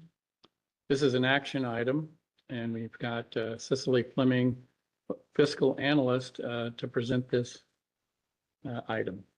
The floor is yours, Cicely. All right. Good morning. For the record, I'm Cicely Fleming, and I'm here to present Agenda Item E, the Annual Financial Assurance Evaluation, for your review and consideration. As you're aware, Council's mandatory conditions found in OAR 34525 0050 requires site certificate holders to submit financial assurance in the form of a bond or letter of credit, which is condition 8, to ensure that the state has the funding to restore the site in the event that a site certificate holder does not, which is condition 16. This annual review of forms and institutions ensures that the council and the state can rely upon these financial instruments and the viability of the institutions in the event that they are needed. This process was also implemented to create an efficiency for site certificate holders so that they have, an approved list of institutions and forms for their use. Prior to that, they would have to come before council on an individual basis for their project to get their form or their entity approved. So this evaluation was completed at the beginning of this month and was conducted by researching the ratings assessed to each issuer from the 4 major credit rating companies, which is what's shown here. The entities that are highlighted in green are those that we currently have financial instruments on hand from those entities. Anything that's not green, they're just approved, available for site certificate holders use. But we don't actually have anything on hand for them yet. The department uses the long-term issuer default credit rating, which focuses on the issuer's capacity and willingness to meet its financial obligations as they become due in the long term. We also review the credit outlook opinion issued as the outlook forecasts the issuer's ratings for the next 2 years. Ratings that fall within the top 3 categories from each of the rating agencies are included for council consideration. All the entities proposed for use in 2026 were previously approved by council, and all are still demonstrating sufficient financial stability to continue issuing financial assurance instruments. So those are all of the entities, the ratings. AM Best, just for a little bit of context there, they focus mostly on insurance company ratings. So that's why you're only seeing that the ratings mostly issued for bonding companies in that way. And then aside from all of the entities, we also evaluated our bond and letter of credit template forms, and no changes are proposed to those forms for use in 2026. So that completes the information I would like that I have. I do want to add, for all of these entities, I'm locked in with like subscriptions to the S&P and Moody's and Fitch and AM Best. So I get like monthly newsletters and subscription things. And so I'm tied into and watching this stuff, throughout the year. So if there were any significant changes to any of their ratings, I would be back sitting here in this chair again to chat with you about it. So. Okay, thank you, Ms. Fleming. Are there any questions, comments? Vice Chair Condon. Thank you, and thank you for being here and doing this again. Just a question with respect to AM Best versus the other rating agencies, and partly because they just do bonding and they're BBB plus as opposed to a competence.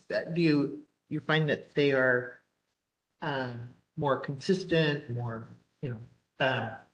capable for looking at the bonds?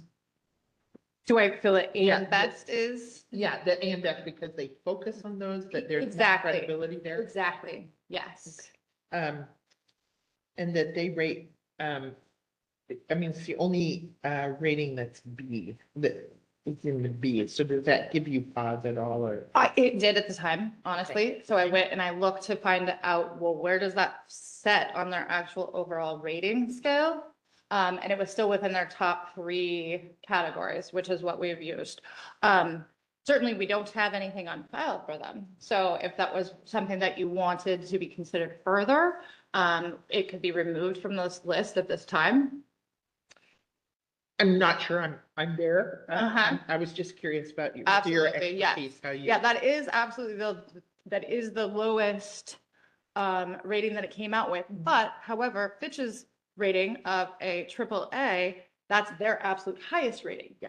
So it was like, well, Hence my question. Right, absolutely. And both indicated a stable outlook. So I love that you brought that up though, because that was the one that I was like, But yeah, the Fitch AAA and stable rating, and then the A2 for Moody's too. I was like, okay.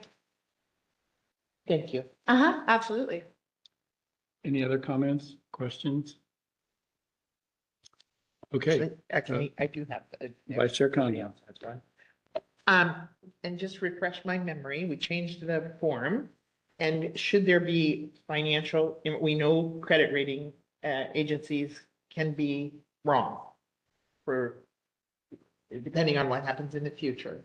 So if there were something that happened financially, like 2 years ago, some banks in California had a pretty hard time. I believe we changed our form to say that if something comes up, we may reassess. And that's what would bring you back, right? I mean, if there's a change in financial rating from information you receive, news we read, whatever, that's when you would come back and say, we might have a problem.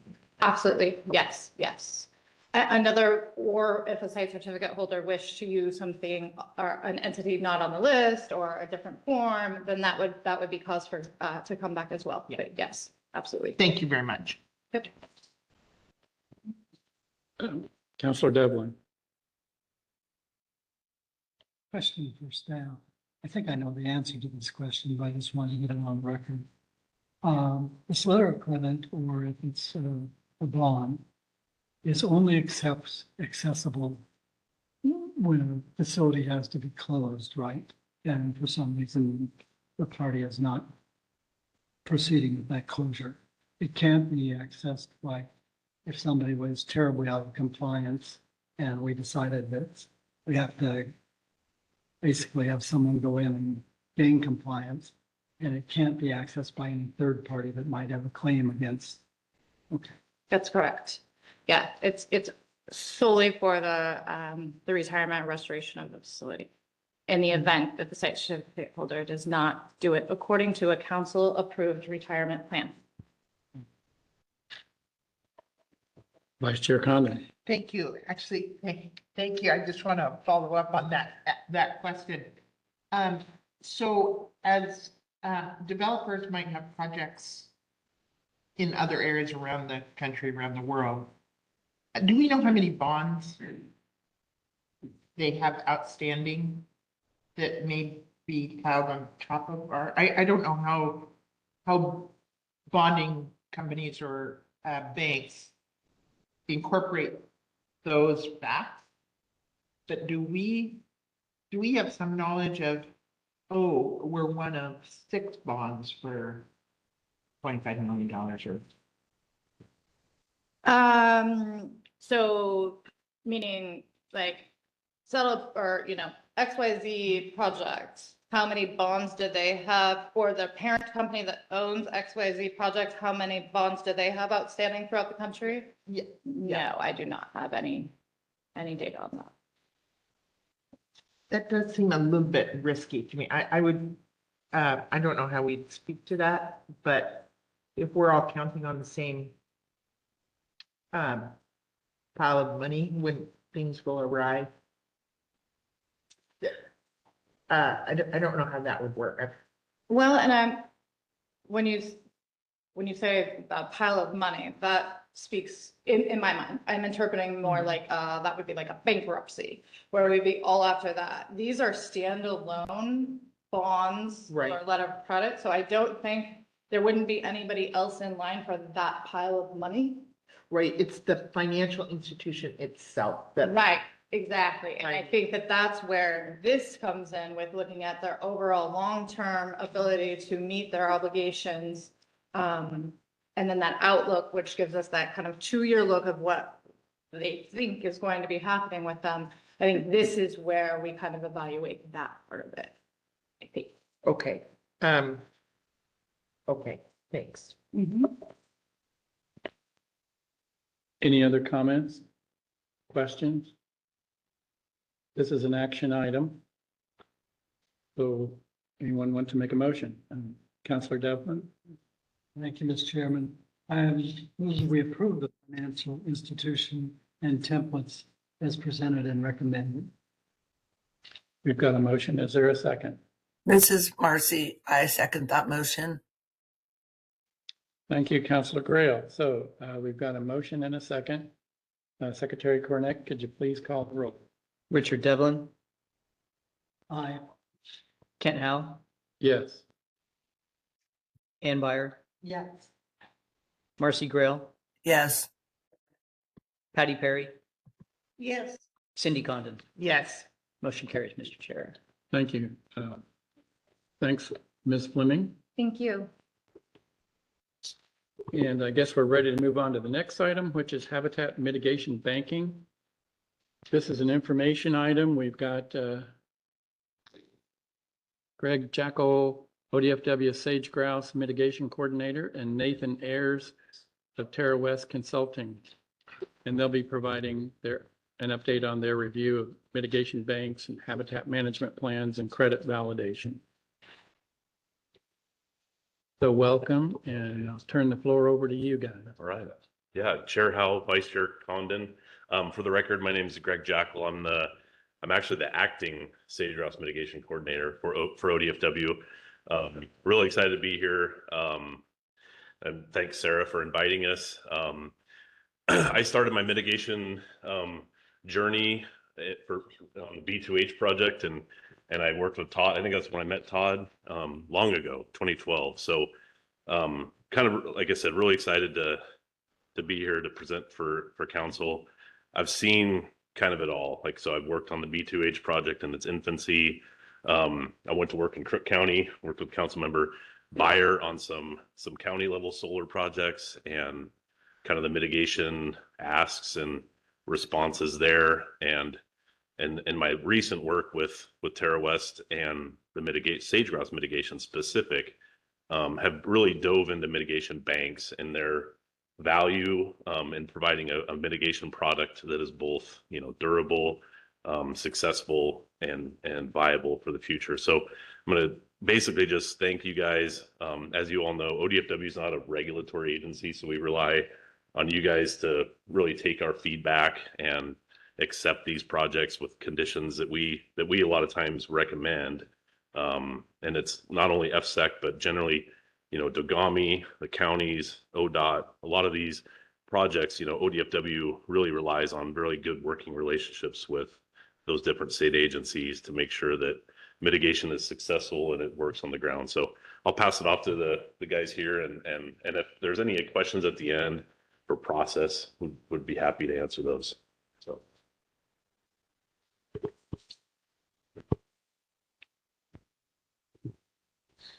Wonderful. Well, good morning, Mr. Chair, Vice Chair, council members. Pleasure to be here. Appreciate the time and the opportunity. Again, my name is Nathan Ayers. I'm one of the founders of Terra West Consulting, and met some of you in the past. So, yeah, I hope today to be able to introduce who we are, a little about what we do, and some of the exciting work that we're doing here in Oregon, and explain a little bit about the industry, conservation banking, and how it relates to mitigation. Obviously, a big part of what I've heard even today and in other meetings is projects, permits, and compliance and mitigation and how that all works together. So, yeah, if we can go next slide, I'll start with just a quick background on myself. So I've been in this mitigation banking space for about 15 years.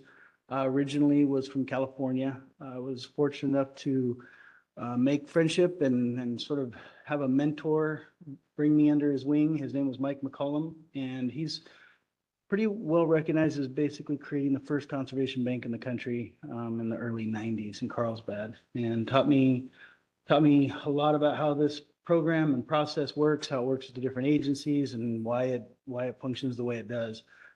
Since then, I moved to Wyoming, which is where I currently live, and was through life able to interact and meet a large rancher about a decade or so ago who was wondering what to do with all the sage grouse on his property. And he had a large 20,000 acre ranch, and it was about the time the Fish and Wildlife Service was looking to sort of delist or preclude it from the candidate species. A lot of interactions with Wyoming Game and Fish and other agencies on how mitigation was going to work for sage grouse. And throughout that time, 2015, 2016, 17, tremendous amount of effort with Western governors and every state, including obviously Oregon, on sage grouse, how to manage it, how to deal with impacts and mitigation, et cetera. So that's where I started working in sage grouse, was back in Wyoming, and over the years started doing some projects in Idaho. And about 2017, started reaching out to work with folks from ODF&W to understand how Oregon was responding, where their policies were going to lay. It was a little before the sage grouse mitigation manual was formally released. I think that came out in about 2019. And shortly after that, we started our first project in the state. And so to date, we have about 150,000 acres that is enrolled across the various states. Of that, just for some context, a little over 100,000 acres is in Oregon. So we've invested heavily into the state with the priority and focus on what was originally sage grouse focused, and now it's expanded into a variety of other needs and addressing other habitats. So we work closely with ODF&W from early on, trying to identify what would be ideal sites, what makes them ideal sites, how to do some of the baseline initial assessments, and then all throughout the permitting process, which we'll get into a little bit here about the permitting process and how long it takes, but it does take several years to go through and create a suitable, durable, vetted mitigation bank. And so we work closely with obviously land trusts, and that's why this opportunity to work with Odo and FSEC and explain a little bit about this and have a little more familiarity. So when people talk about mitigation banks, there's some understanding. So anyways, next slide. So right now, I think what would maybe help is, and I don't know they need to hammer on this, but why conservation banking exists, what was traditionally, how mitigation has been handled previously. Most of you are familiar, I mean, permitting responsible mitigations where the applicant, the project proponent, goes through whatever their siting process is, but then puts together plans on how they intend to mitigate, ultimately, and not just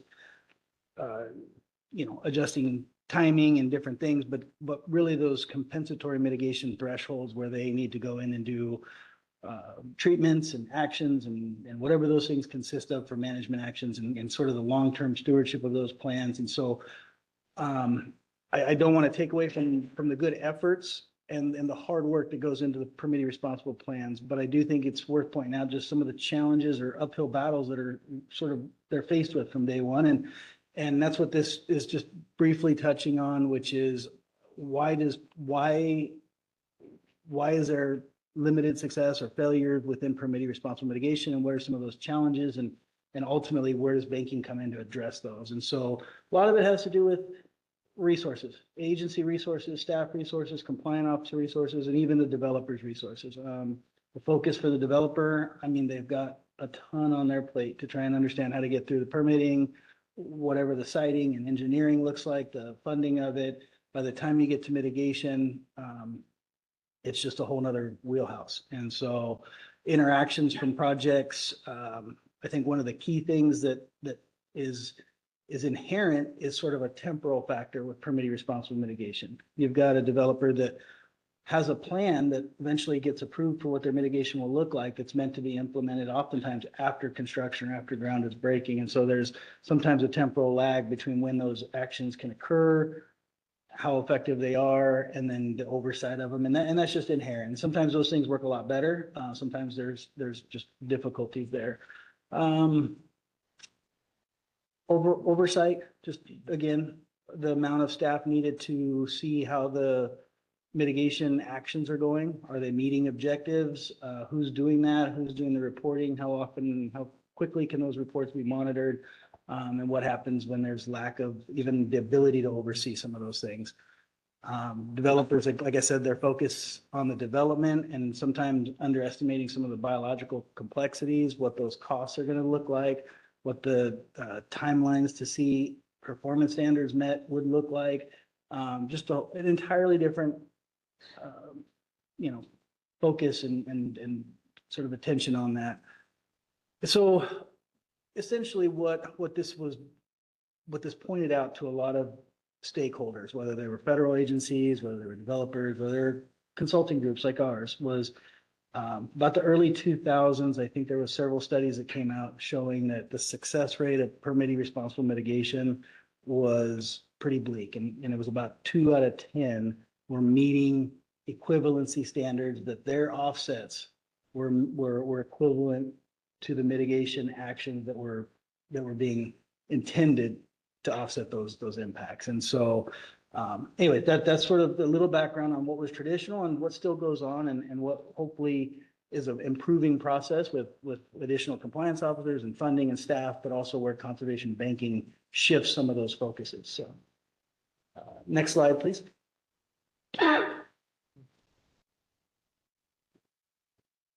So conservation banking was essentially built around creating certainty for developers, certainty towards ecological outcomes, and for agencies who are tasked with the responsibility to see those equivalencies met, durability, and ultimately who's accountable if there is failures. Just for context, I mean, conservation banks, I think the latest studies show that about 1 in 100 has failed for one reason or another. So a significantly different success rate or failure rate between the two programs.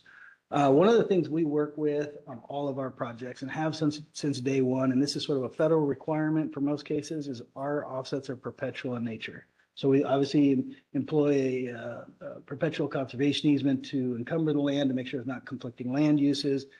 At the lowest or lowest level of limitations is that real estate assurance that is just a key component, but it's a perpetual aspect. It's not term, it's not tied to the life of the project. Neither is any of the other mechanisms of the bank, but just as a note, it's sort of the first element that's involved in a conservation bank. Our projects are necessarily large. The whole concept of a conservation bank model is that one large mitigation site that is built to withstand time and be durable can satisfy multiple projects, multiple development projects, and centralize the mitigation work so that it's landscape scale, so that it's meaningful to the populations and the species and the vegetation, whatever it's meant to offset. I believe our smallest conservation bank in Oregon is just a little under 10,000 acres, like 9,600 acres. A couple of our conservation banks in the state are about 40,000 acres. So meant to be landscape scale in nature for a variety of reasons. With our projects, we start working on the habitat improvements, enhancements, uplift actions, essentially day one. It takes years to get them ultimately approved or to finally go through the full process for management plans and financial assurances and DOJ review and et cetera, but from day one, in most cases, we are on the ground doing treatments on these, trying to change eco states, change habitat threats and pressures to a positive, and that work starts. So not only years before the bank is ultimately approved, but in most cases, many years before development comes into the picture to buy the mitigation. So the temporal shift from when the uplift and benefits start to occur on the landscape are now on the front end of when development is occurring down the road. We'll talk a little bit in a minute about some of the financial assurances. Obviously, I think if we take a close look, why do projects fail? Why does anything fail? Why does conservation projects fail? A lot of times it's funding, just lack of funding, limited funding, resources, or whatever things that staff that goes into it. But a lot of it boils down to just the funding. Is the money there to do what was expected and promised? And so one of the things, or several of the things that go into our conservation banks are a series of financial assurances that are also perpetual in nature. They're non-wasting mega $1 million endowment accounts that are held third party with National Fish and Wildlife Foundation or other accredited trusts that distribute those as financial assurances of stewardship payments on an annual basis. They're CPI adjusted. They're meant to be a non-wasting account to see that whether I'm here or Terra West is here or we're here, that the mechanisms are built for perpetuity and a durable solution, regardless of who's involved, who's the landowner, whatever changes can happen over time. And lastly, just real quick, oversight, compliance. we necessarily and voluntarily draft annual reports about everything that happened on the bank, whether what was done for uplift, what was done for stewardship, what was, if there was any issue, any problems, any, whatever. Long lengthy reports are drafted and submitted to ODF&W, I think circulated within the agencies that are involved in permitting, with a very upfront, outward facing review annually of what the project site encountered and what functions. So next slide, please. So some of the benefits, obviously, to agencies is the administrative workload. If you look at a scenario where you've got a dozen or more project proponents drafting, developing, submitting mitigation plans, what they're intending to do, where those sites are going to be located, what their mitigation actions are, all of those individual plans sitting in front of various stages of eyes, reviews, feedback, comment, adjustments, whatever. The ability to streamline those to a large site that's pre-vetted to say that's where the mitigation is occurring, but what does that mean? Well, we've already reviewed, we've already understood, we understand what's going on, we get the reports are there. So some of the administrative burdens are often a lot easier with the ability to point proponents to a pre-vetted conservation bank solution. Consistent outcomes, again, just with what goes into the bank. The long-term liability, I'll probably save for the next slide. I think that's probably more of a developer benefit, but one of the things that happens is obviously the liability. The success of that mitigation is no longer held with the developer when they buy mitigation credits from a conservation bank that's approved. The success of that project then shifts to the bank sponsor. And that's why it's so critical that the review process of the conservation banks is as thorough and robust as it is, because the bank sponsor and those financial mechanisms and real estate mechanisms all need to be durable enough so that the accountability is and the liability is low, but it's held with somebody that's there. And again, just risk compliance. So at the bottom there, just relying on conservation banks, agencies benefit from a system that's efficient, certain, and compliant, saving on time and resources while ensuring consistent ecological outcomes. So next slide, please. Sorry if I'm talking too fast. I know I got a lot of stuff to share and trying to get through it. So. All right. This one's more focused towards the developers. Why developers often will elect to work with a conservation bank and just purchase mitigation outright rather than go through the process and time and the delays. And one of them is timelines. Depending on whether or not it's something that's integrated early on in a project proponent's plans and what's in their sights and focus. Sometimes it's a very front facing kind of early, we need to work on what our mitigation is going to look like. Sometimes it's not till the tail end of a project when mitigation becomes a very critical aspect of that permit and getting certification of what to do there. And in those situations, we've worked with developers that were essentially ready for certification or approval of their permit. And then 2 or 3 years went by before the mitigation was finally elevated or robust enough to be satisfied within that. And so just there could be delays that are easily avoided when we start working with developers early on, sometimes before or during application process about what the mitigation would look like. Do we have the right offsets? What's the cost, et cetera?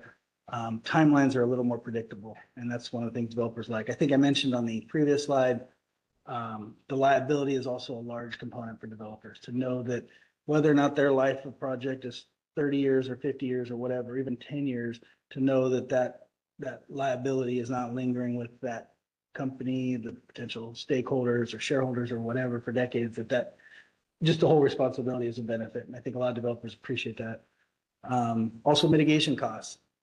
I can tell you firsthand, we can work on we can put tens of thousands of dollars into a few acres of land and sometimes not get what we expected to get out of it because just difficulty in meeting performance standards. And you think you tell something what to do and the plant looks at you and says no. And so anyways, just mitigation costs can really fluctuate, and it fluctuates on our end too. That's one thing we factor into the cost of the mitigation. But for developers, it's extremely relevant where they put together a mitigation plan with expectations and years go by and those expectations haven't quite been met.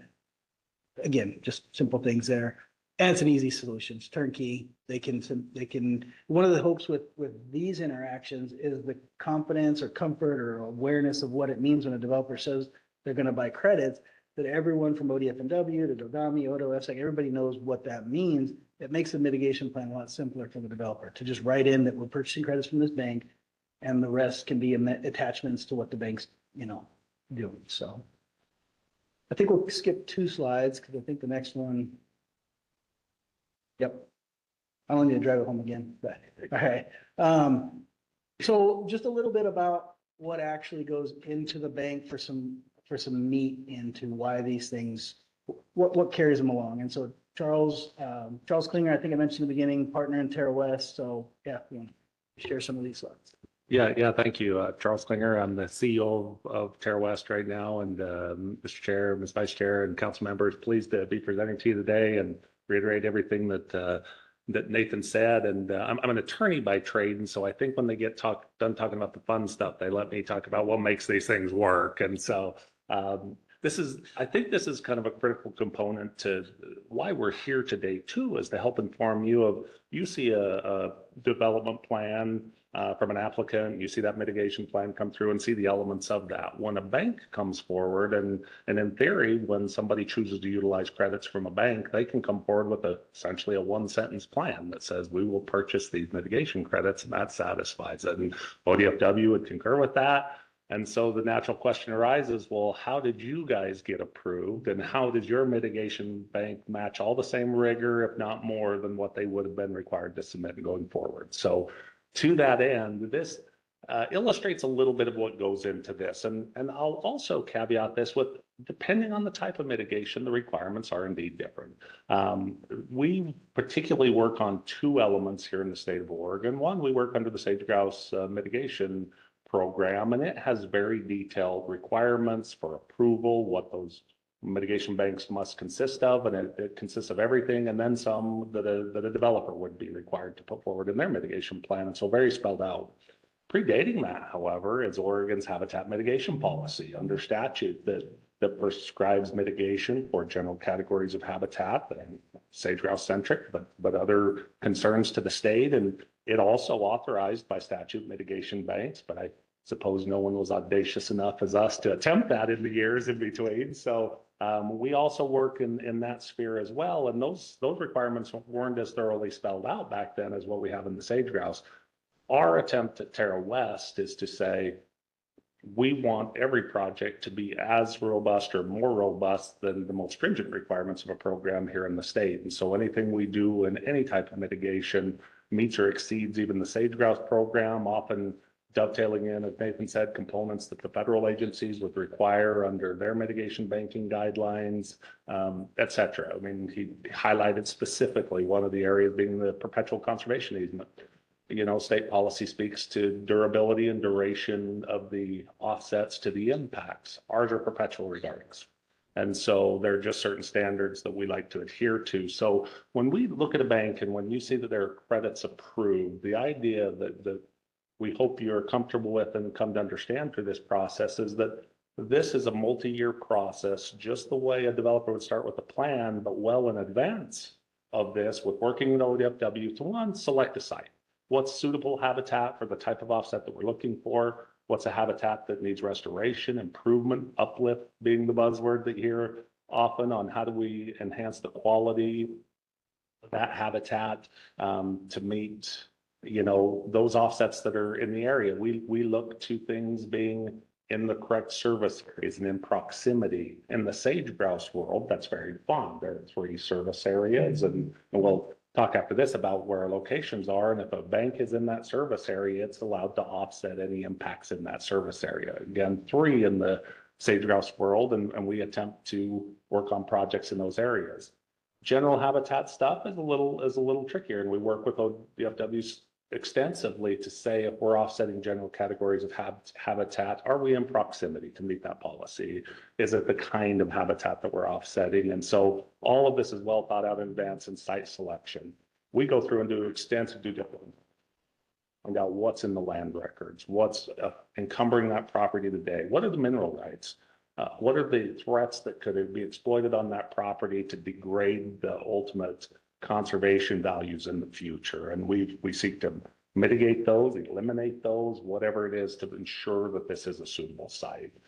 Once we have that and we start working on a project, then we spend an extensive amount of time developing essentially two components of a plan, if you will. The first is in the sage grouse policy, it speaks to a site-specific management plan, but what we're really talking about is that initial plan to uplift, improve, work on that habitat to get it to the ultimate, qualitative state or whatever we think is the optimal state for that habitat. And that happens over a relatively short period of time. Some things are really short and easily done. Some things take a little bit longer, but in the relative short term, that's what that plan attempts to do.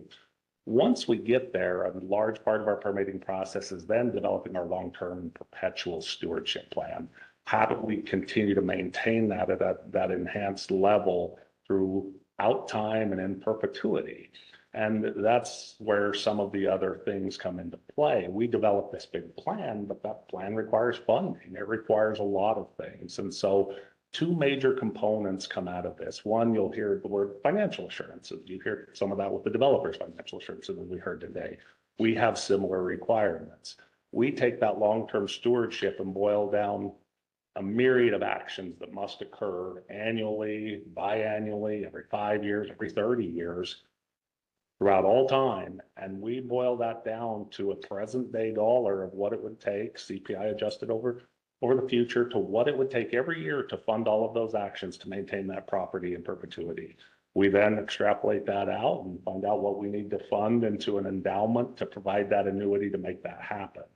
As Nathan mentioned, we've chosen to partner with the National Fish and Wildlife Foundation. They're approved at a federal level for all of their projects. We think they're a great partner and have experience in this. And we provide that endowment so that we can ensure those financial stabilities. We also have a couple of other things that you mentioned in other capacities today. We deal with force majeure events. What happens in catastrophic events? We set aside a large fund for force majeure events. We also deal with an interim management security.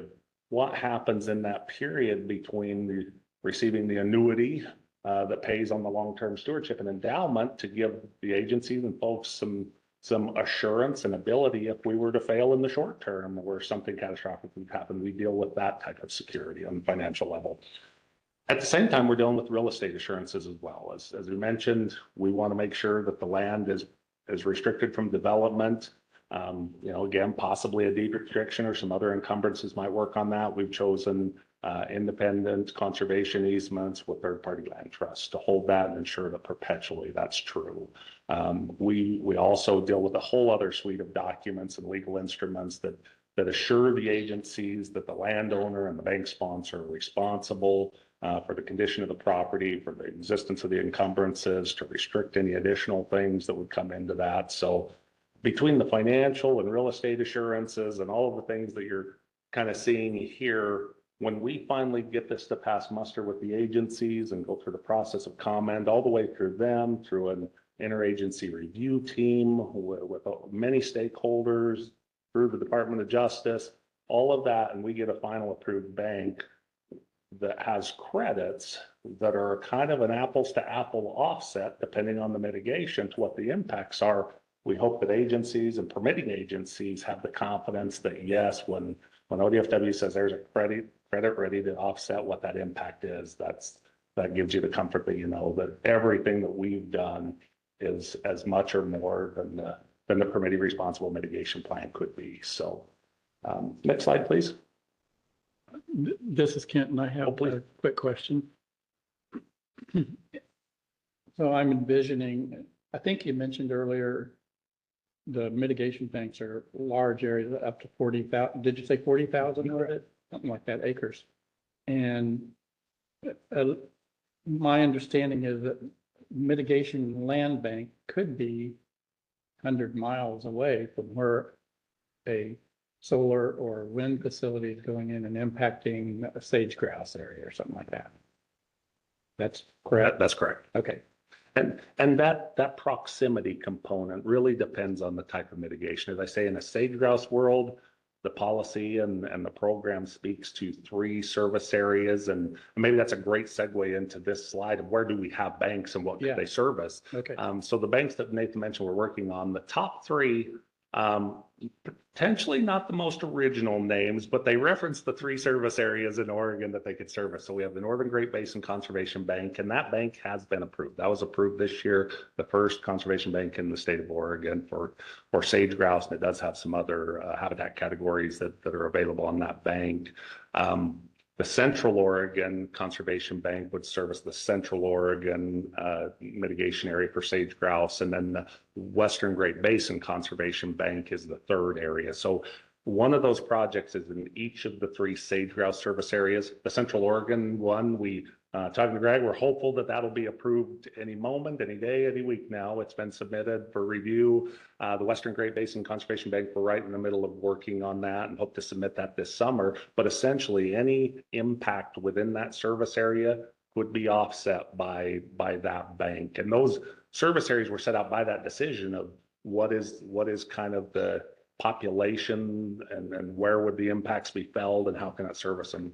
The next 2 banks are a little interesting. These are the ones that we started out just under the habitat mitigation policy. So our West Ochoco Conservation Bank is in Crook County and outside of Prineville. The Columbia Basin Conservation Bank is near the John Day River and actually touches 3 counties, Sherman, Gilliam, and Wheeler counties there. But these are a little more, they don't have the same service areas, but again, ODFW's policy speaks to an in proximity and in kind.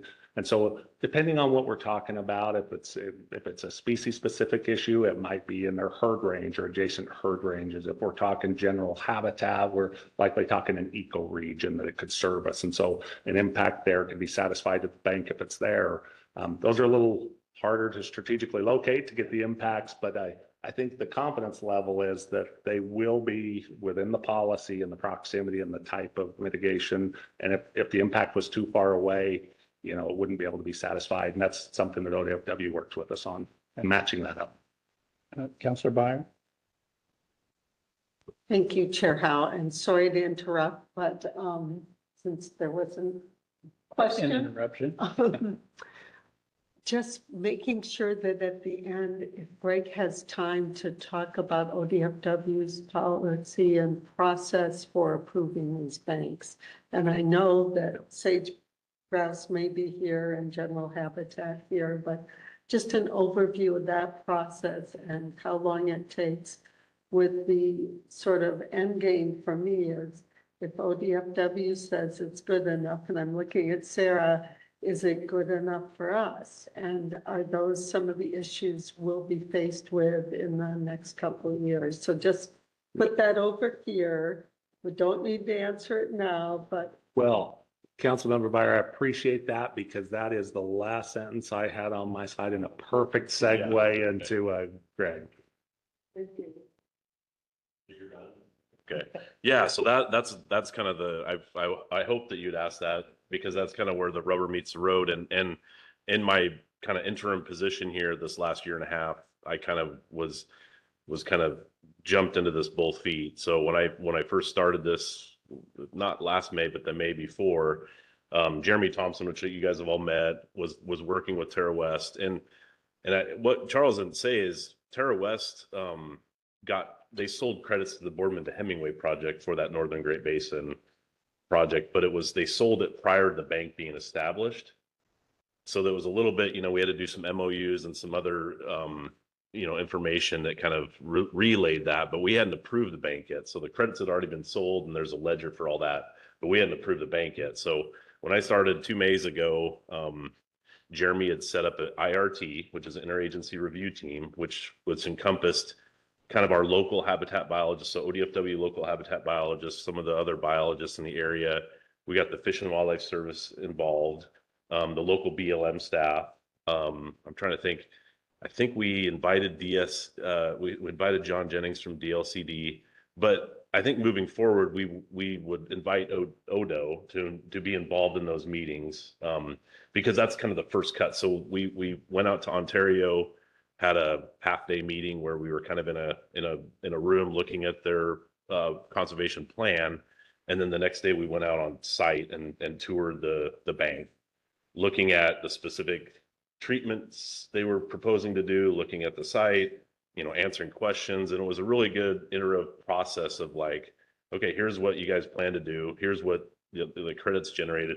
I don't want to go into like super detail with Sage Grouse because it goes through a HQT calculator, which is kind of you throw it into a model and it spits out what your credits are. It's a little bit different than the 2-to-1 that we ask for HMP, but that's all built in. And so when they talk about credit generation and credit sales, all of that stuff is in there, and then it's all ledgered and it's very kind of transparent. And so that process in May, June, then I started, and I'm not the attorney in the family. My older brother is, and so I really appreciate Charles. So we got all of those documents. So we reviewed every single one of those documents: the endowment fund, the credit generation agreement, the banking instrument, all of the conservation easement. So we're also in the conservation easement as a third party right of enforcement, which is great.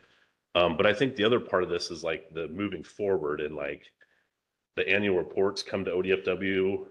We can have annual meetings. We can pull the IRT back in. We can do adaptive management. So there's just a lot more ability for us to be active in these projects. And it's great because they're doing all the work, but we're also reviewing it. And if there is challenges or changes in the future, we can suggest those and they can adjust their plans accordingly. The other thing is just the success criteria for these banks. They don't really get to sell credits until they approve the uplift. And so there's kind of if you look at the credit ledgers, they'll get a little bit of credit for doing the initial treatment, and then they'll get the rest of the credit if the treatment's successful. If the treatment's not successful, they don't get the extra credit. They can't sell it. So that's the other component of the banks. It's really valuable. Okay. The banks seem to solve one of the stoppers for local approvals, which was durability. We could never quite get projects that met the ODFW test for durability and the lifetime of the project. It was really difficult to get those agreements with landowners. So I hope that solves most of ODFW's issues. Yeah, and I think that's a huge deal. I'm glad you brought that up too. Like I think with Oregon Agricultural Trust is one. I think you also are working with the Shoots Land Trust. They're taking some of these and being like, great, Charles is doing the easement and writing. I mean, taking all the time to do all that stuff and filing it. I mean, that's a lot of work. I mean, as you know, when we did the one in Crook County, it took longer than I expected. But yeah, I mean, that's a great, the durability is there. And again, large landscape, working lands, they're not restrictive. You can cattle graze.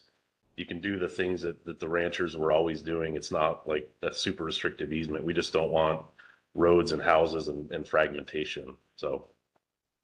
Thank you.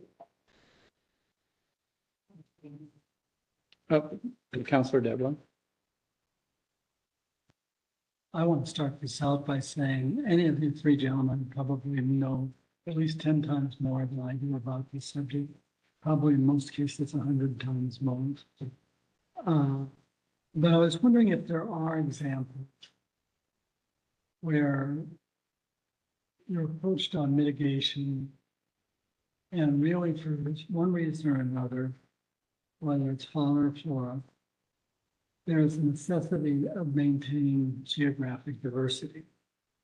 And it's not really possible to take all of these and just put them 20 miles away and have the same impact. Have you seen examples of that? Yeah, Chair or Commissioner Devlin, yeah, I'll try on that one. And that is a very good point, like how proximate to the impact should we mitigate for, right? And so with sage grouse, the leaders that went through the program, they made it broader scale. So they had 3 service areas larger, and our sage grouse areas are kind of broken into small packs. And so there could be argument that says if you're going to impact one pack in the service area, you need to mitigate in that pack. And I think the BLM talked about that in their recent ARPA updates. I guess I would caution too a little bit of if you're building an impact somewhere, you don't want to put the mitigation right next to the impact, like the site. So you want to kind of place it somewhere where you're not, I guess, affecting the value of the mitigation site based on where a solar project is. And we kind of had a little bit of that discussion in Crook County on the the local projects, because you know, if you're going to put the mitigation site right next door and you know that there's going to be future other solar projects, it's like maybe we need to pull back and find a site that's still in proximity, but it's off site. So I think that we still struggle a little bit with that. And I think moving forward, you know, basically making sure we set those service areas appropriately to whatever species is being impacted. For mule deer, it can be a large service area. But for Washington ground squirrel, it's a lot smaller service area. So hopefully, I don't know if that answers your question. Sure. I know that one of the criticisms, particularly in like mitigation for wetlands, is that you don't end up with the same degree of biodiversity that you would in a natural wetland. And some of the advocates in that area say because of mitigation efforts, there's less efforts towards avoidance of impact. How would you comment on that?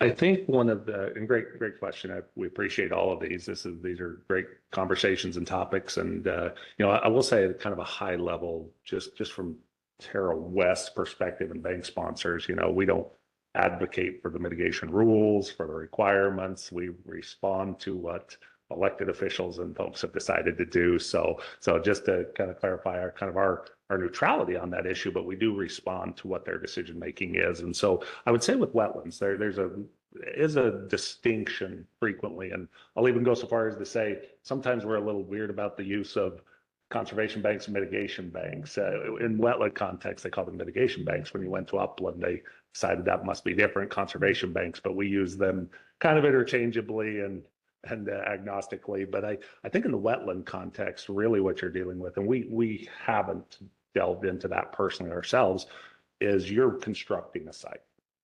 They're trying to develop a new wetland site. They'll have construction, financial assurances, they'll have those performance standards. That's not really kind of how this is working in the upland area. I mean, the habitat is there. It is of a certain qualitative nature, and you know we're enhancing and restoring some of that, but we're not manufacturing wholesale a new area for one. And so I can see there being a little bit of a distinction in the biodiversity that you're trying to remanufacture versus what's already there and inherent in the landscape, which is why it's a suitable site to begin with. And so I think there is a little bit of that distinction. Councilor Devlin. Stay on the other side of this. In my limited period of time on this council, and also during my prior history, I have seen far too many examples of mitigation efforts, not actual mitigation in the sense of mitigation banks, but where someone plans to do something to mitigate an impact, where there's really no follow-up. A lot of work is done for the first 6 or 9 months, and 3 years later, you might as well start again because no one's followed up. Whatever you did is gone. I've seen this particularly in some areas where most of the plans are over here. You often put large water lines in streams. This is one of the lowest areas. And then you go around and you try to restore what was around the streams. I've seen so many examples of that where they do that 6 months and 3 years later, all those natural species are dead. One, they didn't know what they were planting or how they were planting it, but different issue. But your other example of things doing things on site is not always the best. And so I think there's a lot of evidence of that.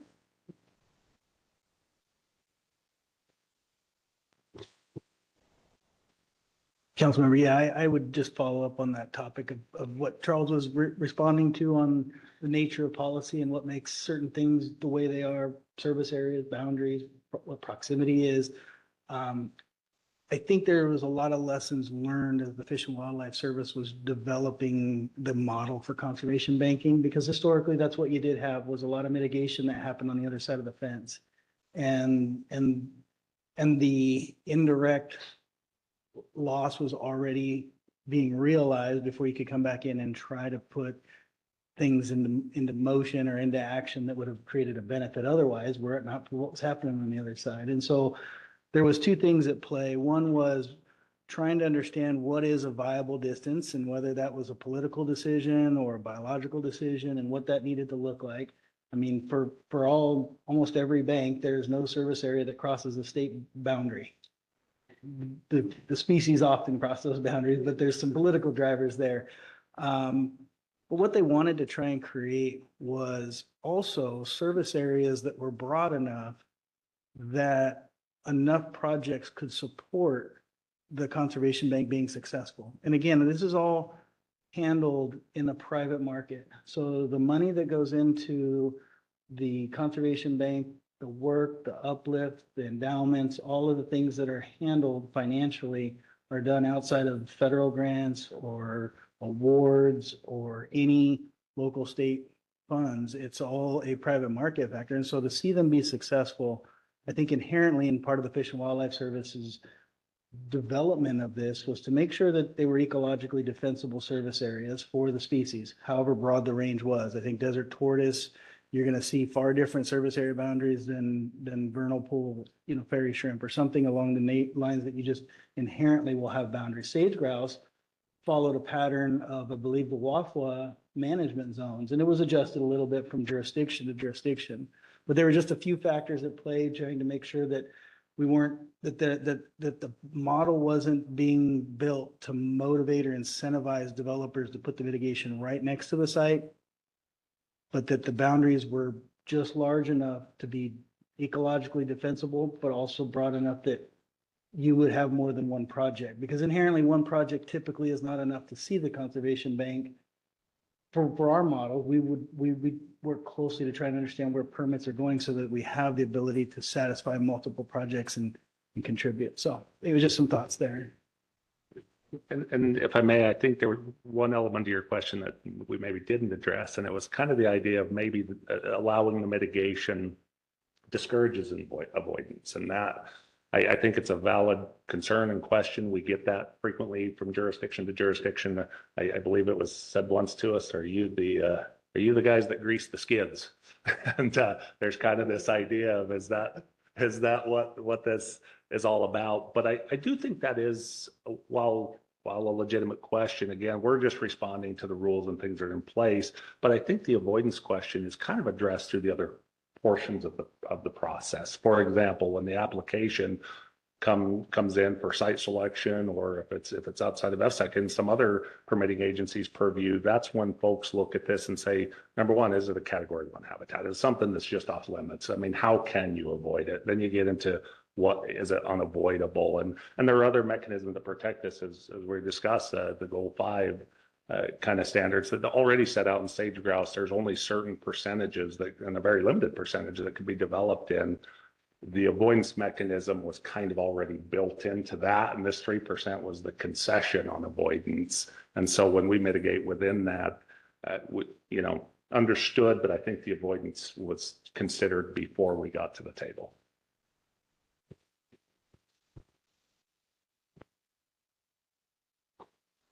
Secretary Cornett. For the record, Todd Cornett, I really appreciate you all coming in today. I think this was very helpful. I think this, good morning. That's an alarm on everybody's phone. Yeah. Whatever. Is that what it said? Uh-huh. Pringle Creek. We're talking about body full action data. Yeah.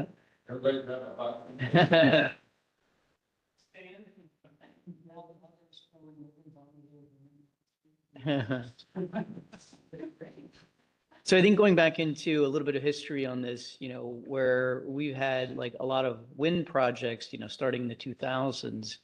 And when there was, mandatory, offsite compensatory mitigation, A lot of those are exactly kind of the issues that we were talking about. They're, in kind, in proximity, maybe not just over the fence line, but close enough. But also when you have a wind facility, you actually have a fairly minimal amount of impact in terms of acreage.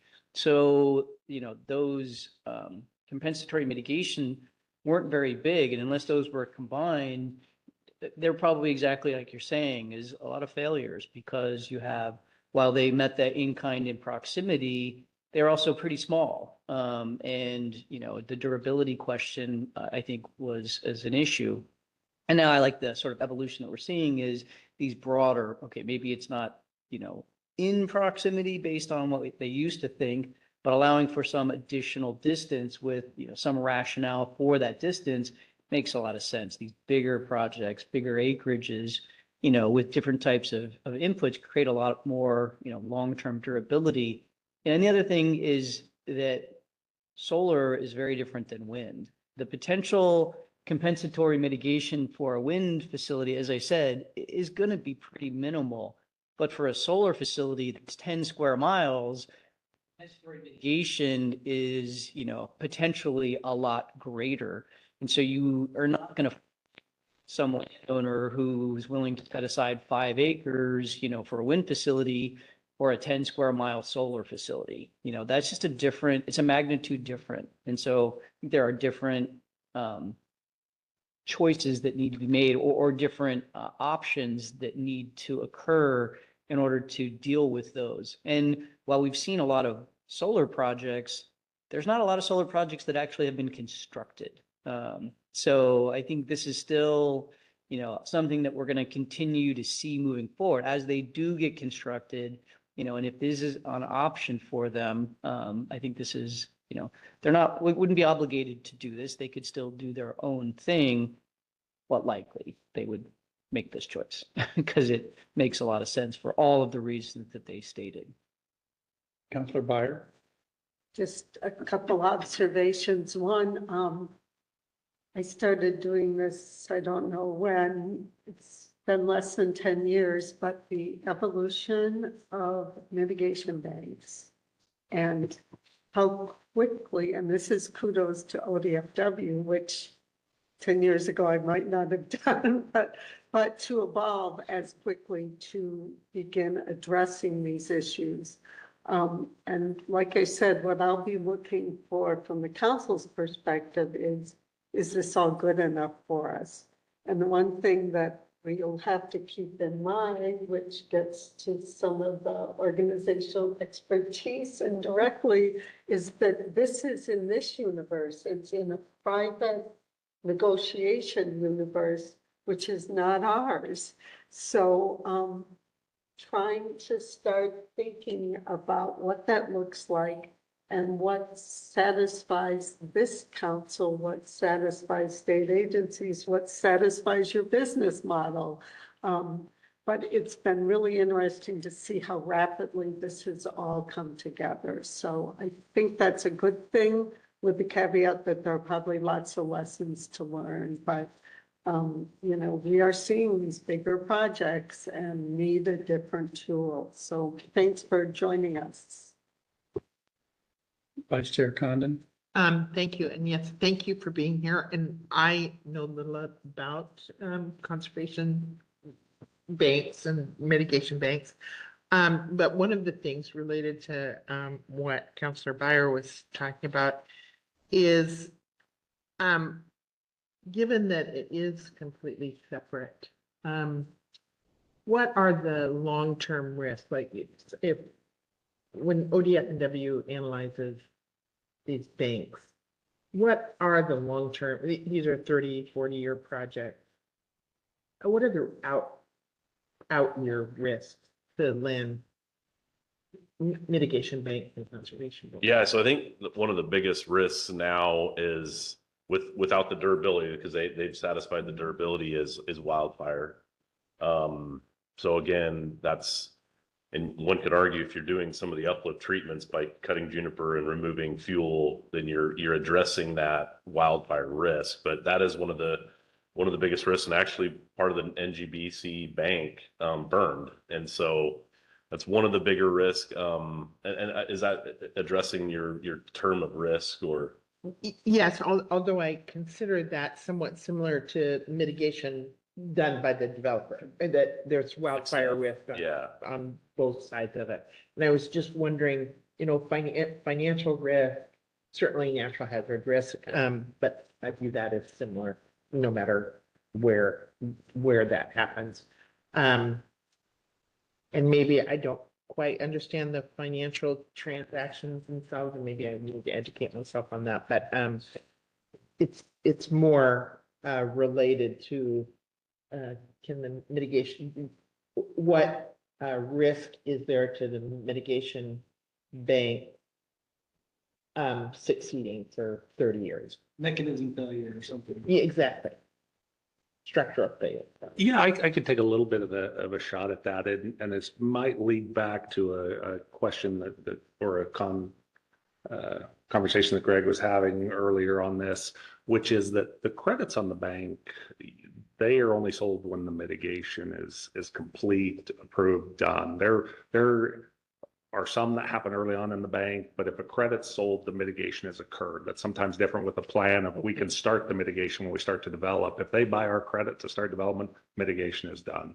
However, some credits may not be released pending future actions and completion and release. And so our long-term stewardship plan deals with a lot of this. We set out what we think is a perpetual management plan with those perpetual fundings to go forever to do this. But in our management plan, we deal with what happens if events occur that really are starting to have a detrimental impact on what we want to do. We start first with adaptive management. We start with annual interactions and more frequently with the agencies of how can we adapt our plan to do better. We have contingencies built into our funding for a lot of these things. So a lot of financial mechanisms go into some unknown as well. If things go worse, even than that, then there's plans for remedial action. How do we step in and more forcefully change some of what's happening?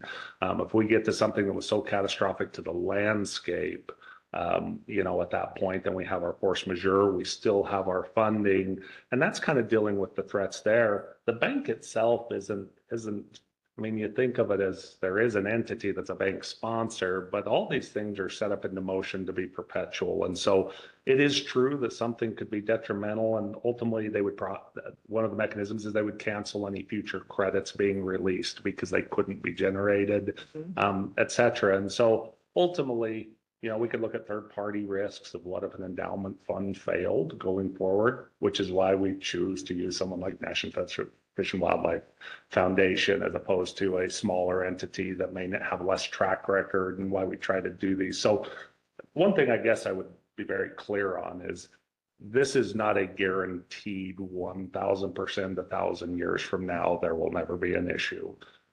What we do know, though, is that we've put together the best program that potentially exists to date, and its likelihood for success is so far superior to what's been done today that we don't anticipate any of it.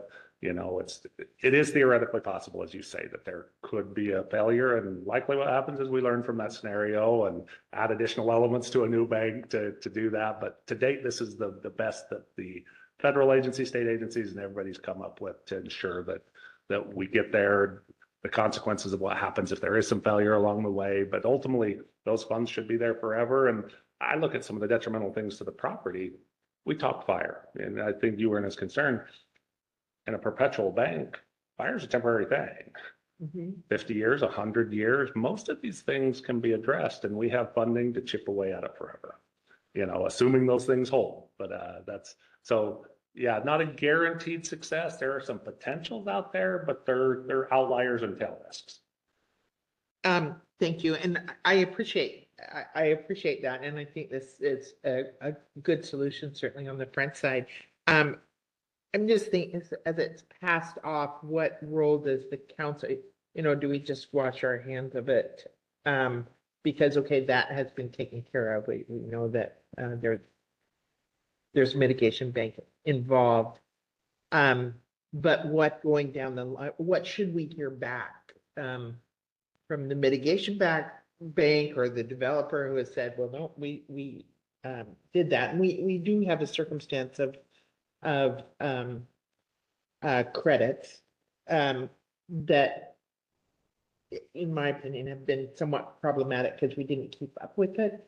And that's what I'm trying to do. So what role do we have? That is what I'm trying to get. I think that makes sense. And I might even kind of ask Greg's opinion on this. When part of our program is that we have annual monitoring, reporting, verification. We have other periodic reporting. Our land trust that hold the conservation easement report to us annually under. We take all those combined and submit our annual reports. And I think they probably look very similar to what we saw on some slides earlier today of how is this project going? Were there any deficiencies, any areas of non-compliance? And that's where we work directly with ODFW, which I think is a benefit a little bit to you guys of not your compliance staff necessarily taking an entire look at it, but ODFW and part of that process is for them to share with the IRT those annual reports. And so, you know, Greg, correct me if I'm wrong, but I think the idea is that as Odo steps into that role and to the IRT, she'll be receiving our annual reports and getting the same information. But tell me if I'm wrong. I think you're right, Charles. And I think we haven't had those annual reports because we just last June approved the first bank. So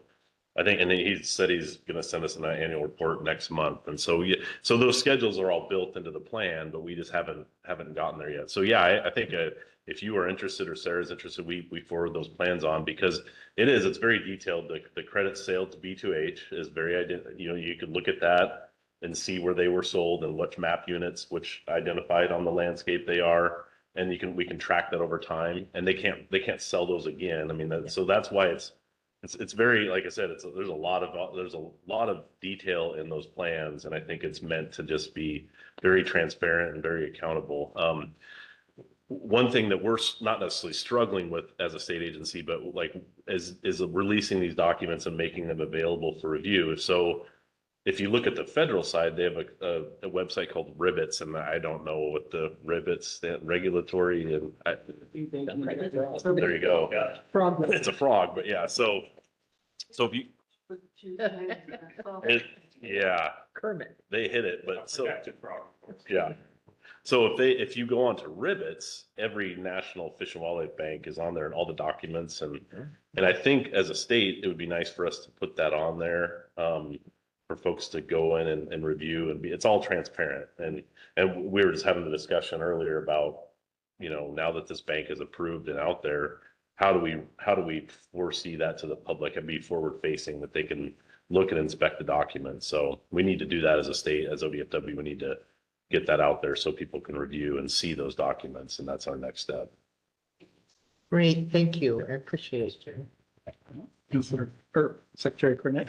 Yeah, for the record, Todd Cornett. I mean, right now we have, you know, if there's compensatory mitigation, there's a habitat mitigation plan that has to be done. You know, as we know, you know, the details likely get fleshed out later on, you know, when a little more circumstances are known. But there is annual requirements, there's reporting requirements. Those are all built in based upon ODFW's, you know, habitat categorization, which your standard implements those habitat categories. So that's how it works. So necessarily, ODFW is intrinsically involved in the review of those, you know, to make sure that those, you know, habitat mitigation areas, you know, are being done consistently. This would be a different sort of circumstances, but all of those same base concepts would still be there. There would be a condition, there would be, you know, it would be subject to meeting, you know, ODFW's habitat mitigation policies and that specific habitat mitigation, you know, area. And then, you know, the reporting and the evaluation, again, whether they're doing it on an annual basis, we're doing it, you know, with them helping us out. I mean, that would be built into the review and the conditions. Thank you. Appreciate it. Well, this is Kent, and I'd like to say thanks to each of you for your presentation.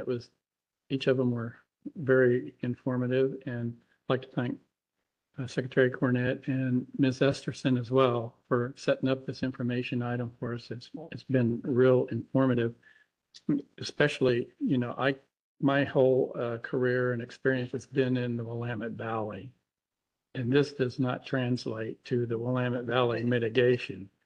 And mitigation here, you know, is pretty much on site. If you're impacting a wetland, you do improvements, wetland improvements very nearby, if not on the same property.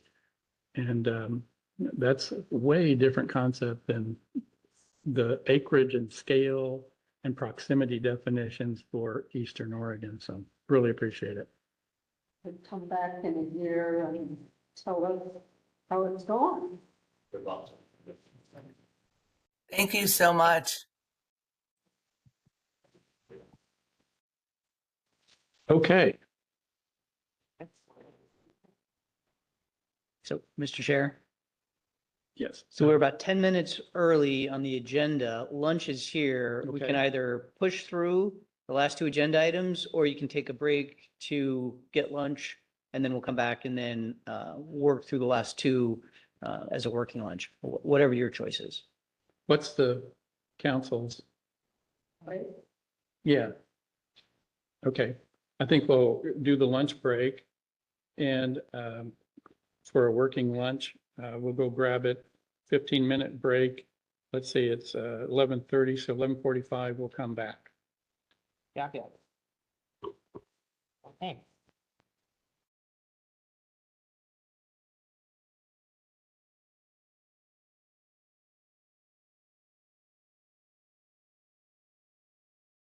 Ready? Okay. Well, it's now 11:45 a.m. And I'd like to call the meeting back from recess and continue with our next agenda item, which is going to be election of officers. This is an action item, and I'll turn it over to Assistant Director for Siting Council and the Secretary Cornett. Thank you, Mr. Chair. I don't think we have any other slides on there, do we? Just that one? Oh, no, we do. Okay. So thank you. For the record, Todd Cornett. One of the requirements of the council, as you can see by this administrative rule on the screen, is that annually the council needs to elect officers. That's the chair and the vice chair for, a period of the next 12 months. So we typically would do that on the December meeting or the January meeting. So at this point, that's essentially what we're doing right now. And so the chair and vice chair shall serve 1 year or until their successors are elected. And then as it states, a member may serve successive full terms as chair or vice chair. So it's really just the preference of the council. You can rotate, you can have people serve for a long time periods. We've had both. And so really with that as the background, I will basically turn it back to the council. Your options are to either have a vote where you elect the chair in a single vote and then the vice chair in another vote, or a combined electing both of them together. And so with that, I will turn it over to council for your discussion, deliberation, expressions of interest or willingness to serve. Okay. Since I'm going to be off the council next June, or at least my term's up, and I think it's probably appropriate for another person to move into the position of a chair. And I think it makes sense for the vice chair to do that. That's my opinion. And then you guys elect a new vice chair, and that'll kind of set the stage for the next round. Any discussion? This is Marcy. If Vice Chair Condon is willing, I think that is a wonderful idea. I can speak from my own experience. I think it worked well when I stopped and you started, sir. Thank you. May I? Absolutely, Thank Vice you. Chair Condon. Thank you, Councilor Grail and Chair Howe. I certainly am willing to serve. I like to think that I'm able. So yeah, I am willing. I think I've chaired a couple of meetings this year, which was good. Both were good opportunities for me, and I appreciate the confidence. So thank you.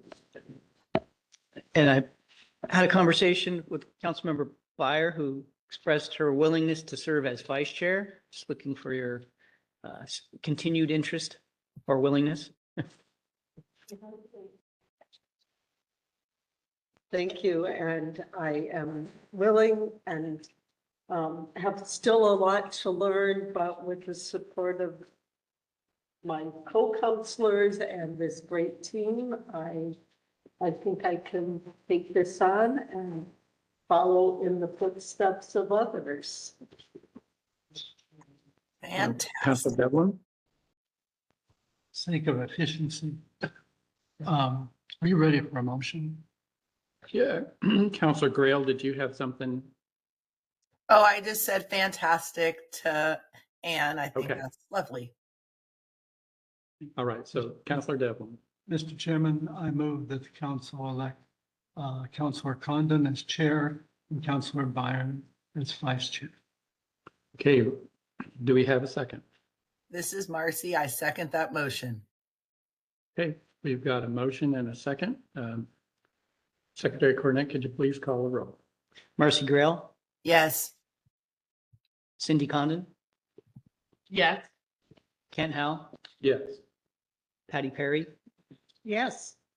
Ann Byer, Yeah. Richard Devlin. Yes. Motion carries, Mr. Chair, and thank you. I appreciate not only your willingness to serve on the council, but your willingness to provide some extra time and effort in being an elected officer. And certainly, please let me know whatever I can do to help. Chair Howell, Yes, Counselor Grail. I just have a question for probably Todd.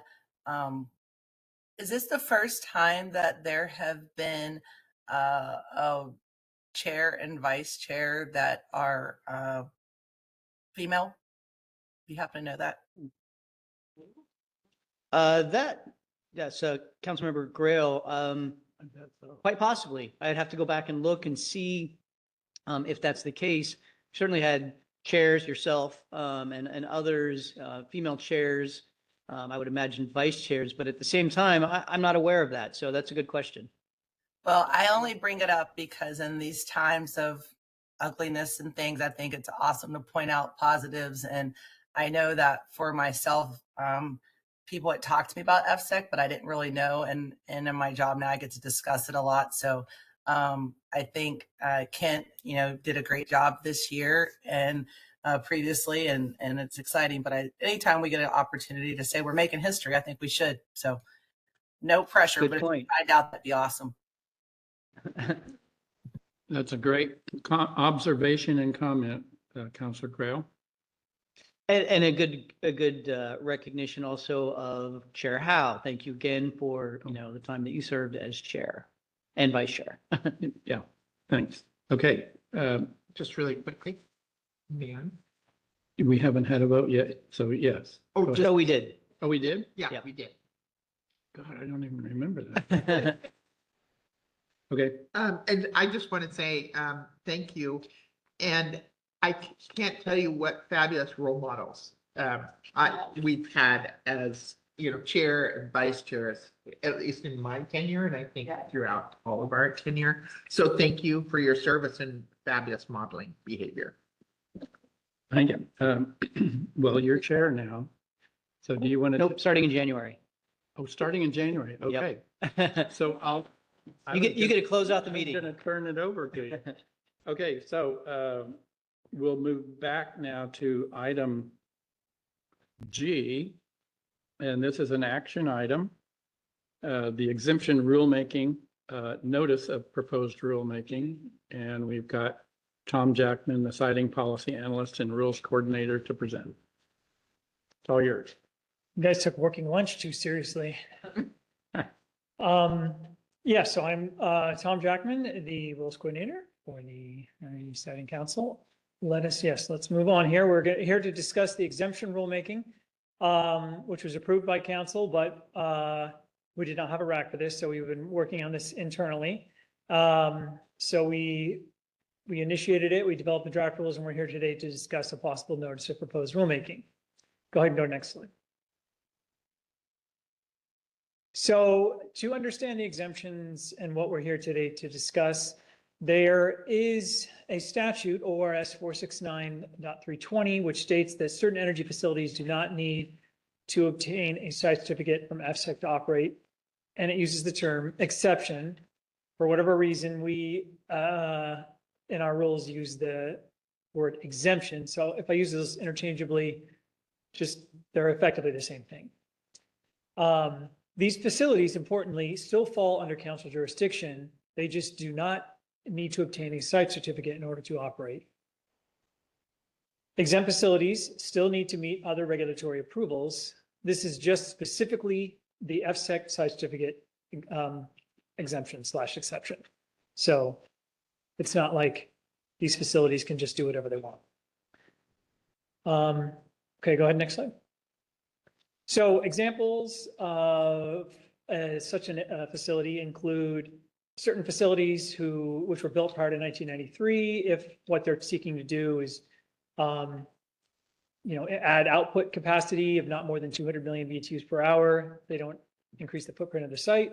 They can do so without, they would normally need to get an amendment to their certificate or to get a certificate to do so, but they do not. Another example would be construction or expansion of an interstate natural gas pipeline if it's authorized by FERC. And then lastly, and relevant for today's discussion later, as you'll see, and if you read the report, you already know, an energy facility other than coal or nuclear, if the facility sequentially produces electrical energy and useful thermal energy from the same fuel source, also known as a cogeneration plant, and meets certain efficiency metrics, all of which you will need to understand in order to fully grasp what it is that we're asking you to do today.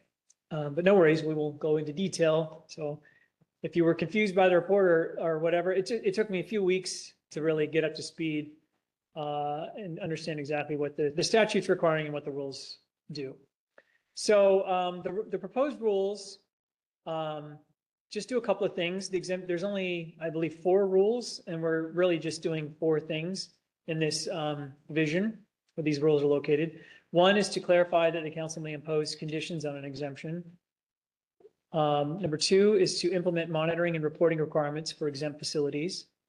The third is to formalize the process for how an operator of a facility might lose their exemption status.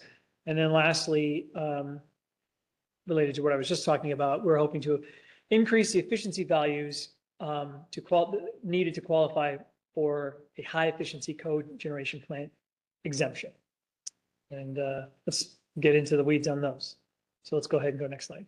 So first, the proposed rules explain, not in like great detail, but it wasn't there before at all, but specifically that the council has the authority to add conditions to exemption approval. The proposed rules also include annual reporting requirements to ensure that those conditions are actually being met. You can imagine a situation where we would grant an exemption, the council would grant an exemption, and then we never hear from them, but then their facility grows and morphs into something that might otherwise not qualify. And so we want to ensure that does not take place. Go ahead and go to the next slide. The second thing here is to do with the loss of an exemption. The current rules don't really, there's some specific example in there, but there is no general discussion of the loss of an exemption process, generally speaking. So the proposed rules explain how this would happen. And it's pretty standard, follows the same model as all council sort of action, which is a review by council, and then an opportunity to respond, and then also explicitly detailing that there will be potential restrictions on the facility once it is determined it no longer meets qualifications. Any questions about anything that I've? Yep. Chair Howe? Councilor Byer? Thank you. Do we have language that makes this apply retroactively? Sorry about that. Or do we need language? So I don't think we do, because this has to do with, So in the future, a facility that is exempt would have to go through this. So I'm exempt today. Sure. Do I have to, from here on, do an annual report? Or is it only if we make a declaration of a new exempt facility in the upcoming year? Does that make sense? It does make sense. Yeah, for the record, Todd Cornett, no, we did not include that retroactive, but if that is something that the council is interested in, we haven't issued the notice of proposed rulemaking, and I'll let Tom see that, make sure that would be appropriate. Yeah. To add to that, we could create language that would do that, somewhat consistent with modernization, conceptually, specifics here. But yes, I mean, part of the driver that we have some of these exemptions that go back 25 years and, never been constructed, or we don't know the status of them. So then the only concern for me is workload. I mean, if there are 50 of these or even 25 of these, does it generate a lot of staff workload? But if it doesn't, then I think we'd want to start getting this information now. I don't know that all the provisions need to be retroactive, but certainly just letting us know what you're up to. Yeah, and we've done this before. It was, I don't know, probably like 7 years ago, 8 years ago, where we tried to get an understanding of the universe of these facilities. So we reached out to them all and got responses from many of them. Some of them we never did. I don't think it's a huge effort. Just there's, maybe 20 of them. So I don't think it would be a big deal to then seek that input from them on a yearly basis. Does certainly require a little bit, and we don't have the funds. There's no monetary, there's no fee for them once they're in operation or been given the exemption. So, we do have other fundings that we can use, pay for it. I don't think it would take any kind of significant amount of time on staffs to get that information and review it. Vice Chair Condon. Thank you. I guess given that information, I would strongly encourage us to include all of them. Okay. Councilor Grail. I agree. I would include them all.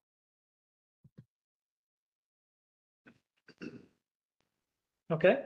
And so that we know what you're directing me to do, I would say that we would implement a retroactivity provision similar to what we did for the modernization language, following that model. Okay. Okay.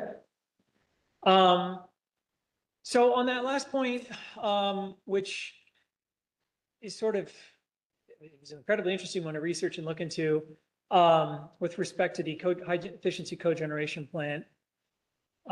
This sort of came up as a potential sort of question that we had, that especially given like the huge energy needs that have come out as a result of these data centers being built. There were some thoughts that maybe they would want to use this exemption as a means to sort of get an end run around being able to build natural gas facilities if they were to be built as a high efficiency cogen plant. So that sort of prompted the look into this. But then also the statute does require that the council ensures that the fuel chargeable to power heat value, which is essentially the efficiency value for facilities that qualify under this exemption, remains significantly lower than the fuel chargeable power to heat value for the best available commercially viable thermal power plant technology at the time of the revision. And we've never done that. So regardless of our other concerns about, data centers, and it is sort of a duty of the council to update this, and it just it's never happened before. So this is, since we were sort of messing with these rules, felt like this was appropriate time to do this. So let's talk about what all of this means here. So go ahead and go to the next slide. So the fuel to power heat rate is just exactly what it sounds like. You have fuel and you make power, and the rate at which you do that is how efficient you are. So if you could convert 100% of the fuel into power, you would be 100% efficient. but obviously these facilities do not do that.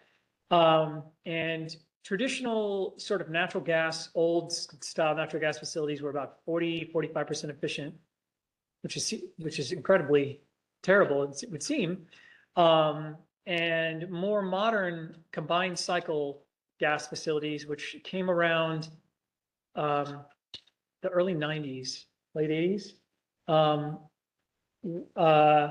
we're closer to 50, 55, and that number has been going up. So recently,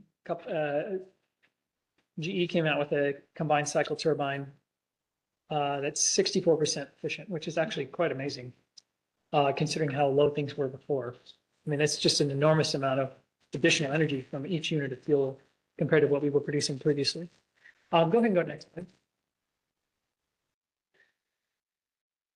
So here you have a sort of conventional system compared to a combined heat and power, which is actually exactly the same as high efficiency cogeneration for reasons we don't need to get into, but for all intents and purposes, they are from a high level standpoint. So you have a power plant on the left producing electricity, and then like a hospital would need a boiler to like create hot water, right? So there's a lot of hot water consumed by the hospital. So they're burning fuel, and the combined efficiency of those two systems, let's say, is 50.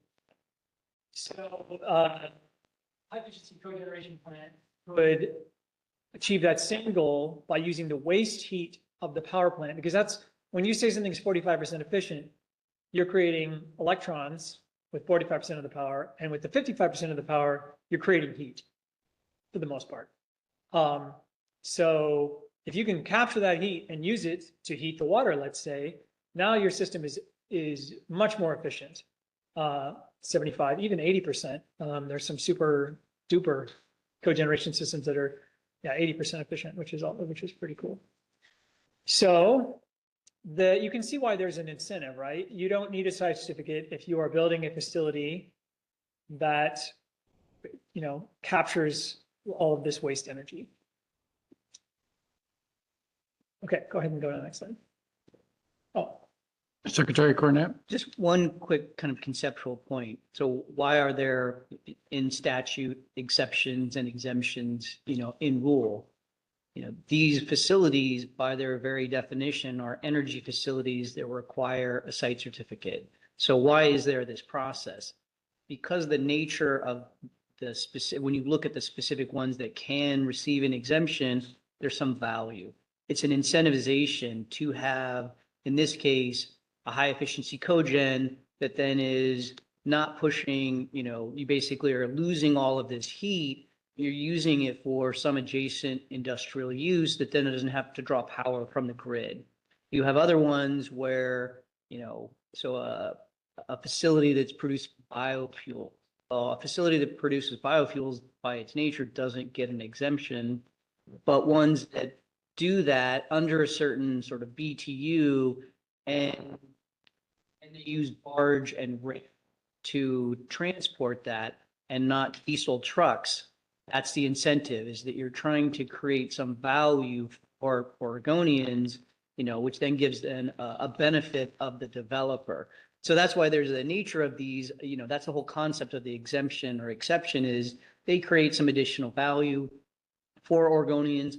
They get a value of not having to go through the site certificate. In this particular example, that's the value, is then they're not taking that, they're not wasting that excess heat, throwing it into the air, and then some adjacent industrial use is pulling the equivalent amount of power off of the grid. They're utilizing it. It's more efficient. Also, I think it's a practical reality. I don't think Oregon ever intended for like a 2 gigawatt, cogeneration plant to exist, basically do a complete end run around the FSEC system. Just by virtue of how these systems are utilized, landfill sites, factories, hospitals, you're dealing with relatively small systems. So we're not granting these site certificate exemptions for these huge, enormous power plant facilities. These are pretty modest, pretty small, like a hospital or a factory. So I think that's another reason. Okay, go ahead and go next slide. Oh, yeah. So yeah, things have changed pretty dramatically. Just as recent as 2006, 2015, which is when the statute was updated and it changed the efficiency values. So the legislature actually made a change. It's just the most efficient or the systems that were being built at that time were 48% efficient. So, and then as of 2015, 51.7, and then 2025, 64. I mean, but considering how long natural gas has been around, that's a pretty remarkable jump in a relatively recent period of time. Yeah, so pretty cool. And that actually is the picture right there. That is the GE, the 64% whatever turbine. That's what it looks like, which is pretty wild. Next slide. So in 2009, when they made a change, they didn't change the 6,000 value. They added a 5,500 value. And this actually, our rules are, I got this backwards and it's easy to do. So even if we weren't going to change the value, we would still need to do a correction. It's been on the books for however many years. No one noticed, but the lower the number, the more efficient. So in the rules, it has it backwards. In the statute, it's correct. So the statute added a lower BTU per kilowatt hour, aka more efficient for a larger facility, under the understanding that it is easier to hit higher efficiency values when you have a larger facility. So they added a extra category. And so what we're proposing is to bump those numbers down, aka the efficiency up from 57 to 68 for small facilities. And for slightly bigger facilities, still even like 60 megawatts is not that large, to make it a little bit more difficult to correlate with what was done previously. And you can see that both of those values exceed the 64% of the bestest, awesomest GE combined cycle gas turbine that is being built today. But still, I mean, we didn't push it to 80% or whatever. So these are still extremely reasonable and feasible cogeneration numbers, targets. Any questions about this, the proposal, the slide? I'm just going to say I did a great job explaining it. Go ahead and go to the next slide.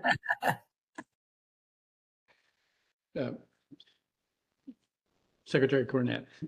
Tom, can you get into, this is in the staff report or in the attachment to the staff report, but one of the things, with House Bill 2021, which then precludes council from, issuing a site certificate for a new natural gas fired power plant. So you're not able to do that, unless it has a carbon, capture or uses 100%, basically renewable, if it uses renewable natural gas. So that's the mandate from that bill. And it was not clear to us when Tom started doing the research, is a high efficiency cogen, which is one of the exemption, and the one we're talking about, is that the same as a combined cycle natural gas fired power plant, or is it not? And so, Yeah, I can run through that. Yeah, no, that's a great point, since it did sort of drive us wanting to look into this. And it is discussed in the staff report, but I think it's important to sort of put it on the record here exactly what our conclusions were. And we went all the way back to the original 1993, hearings on this, when this language was first introduced, to sort of understand exactly what was intended. Because combined cycle was starting to be a thing in 1993. It wasn't widespread at that point, but that technology did exist.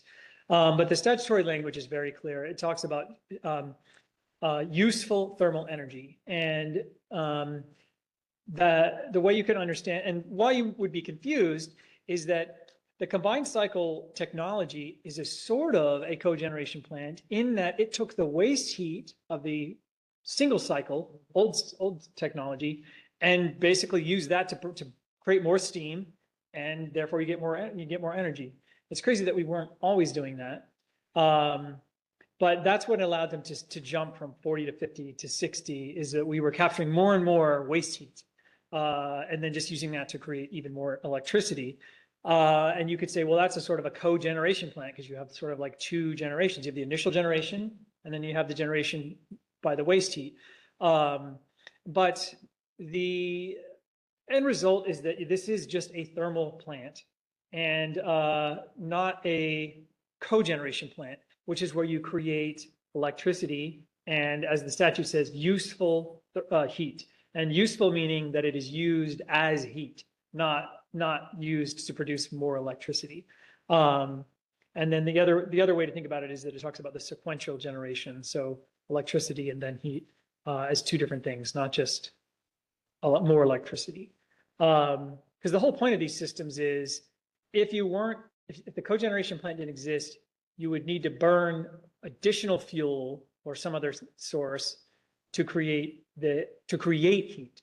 So like with the hospital, you would, if you were just, even if you had a combined cycle plant on site that was more efficient, 64%, let's say,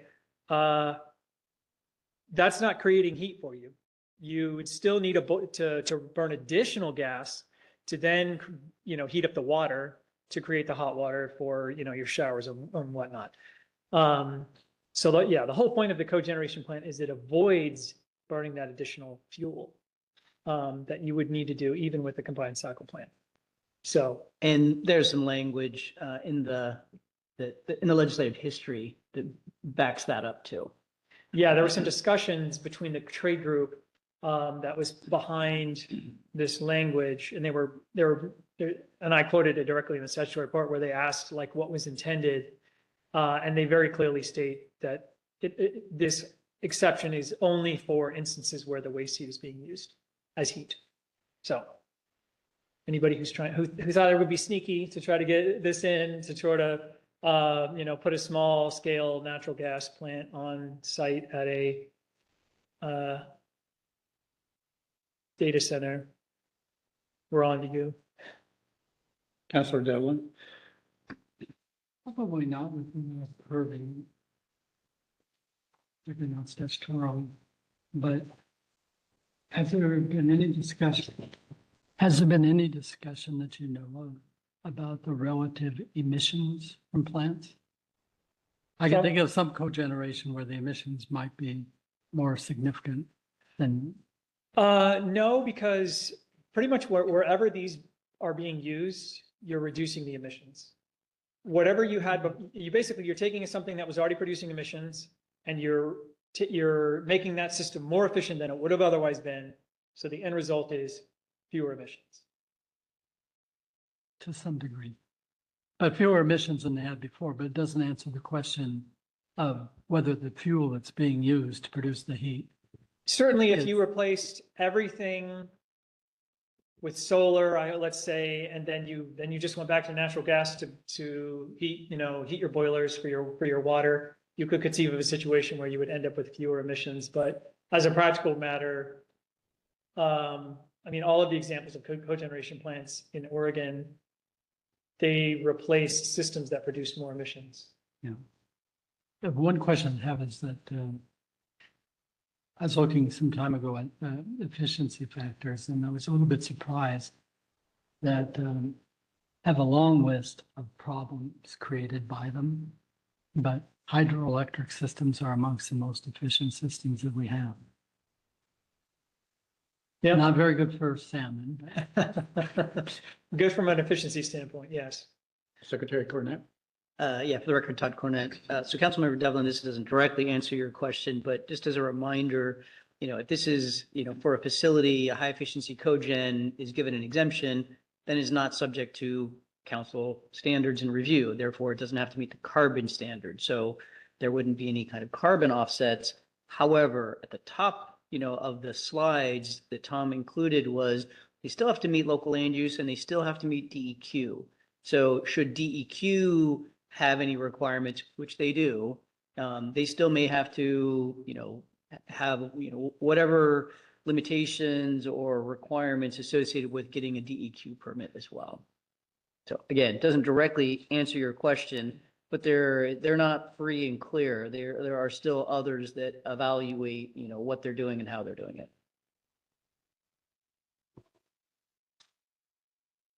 Vice Chair Condon. Thank you. I just want to confirm, this has to be on site. It can't be exported. Yes. Any energy has to be used on site. Yes. No export. Okay. And in the materials provided, in the rule 345-015-0370, consideration conditions and monitoring exemptions, the last sentence there talks about extensions granted. And so is it only extension grant that if there's a proposed addition of public record keeping? So is it extensions have never been included, or I was kind of expecting that it would be exemptions and instead it's extensions. And so I don't know where extensions come into play. Laptop with this, and of course. So it's just that last sentence. There's also a proposed addition of public record keeping. And I just didn't know what that. Yeah, I just didn't know what that referred to. That's a good question.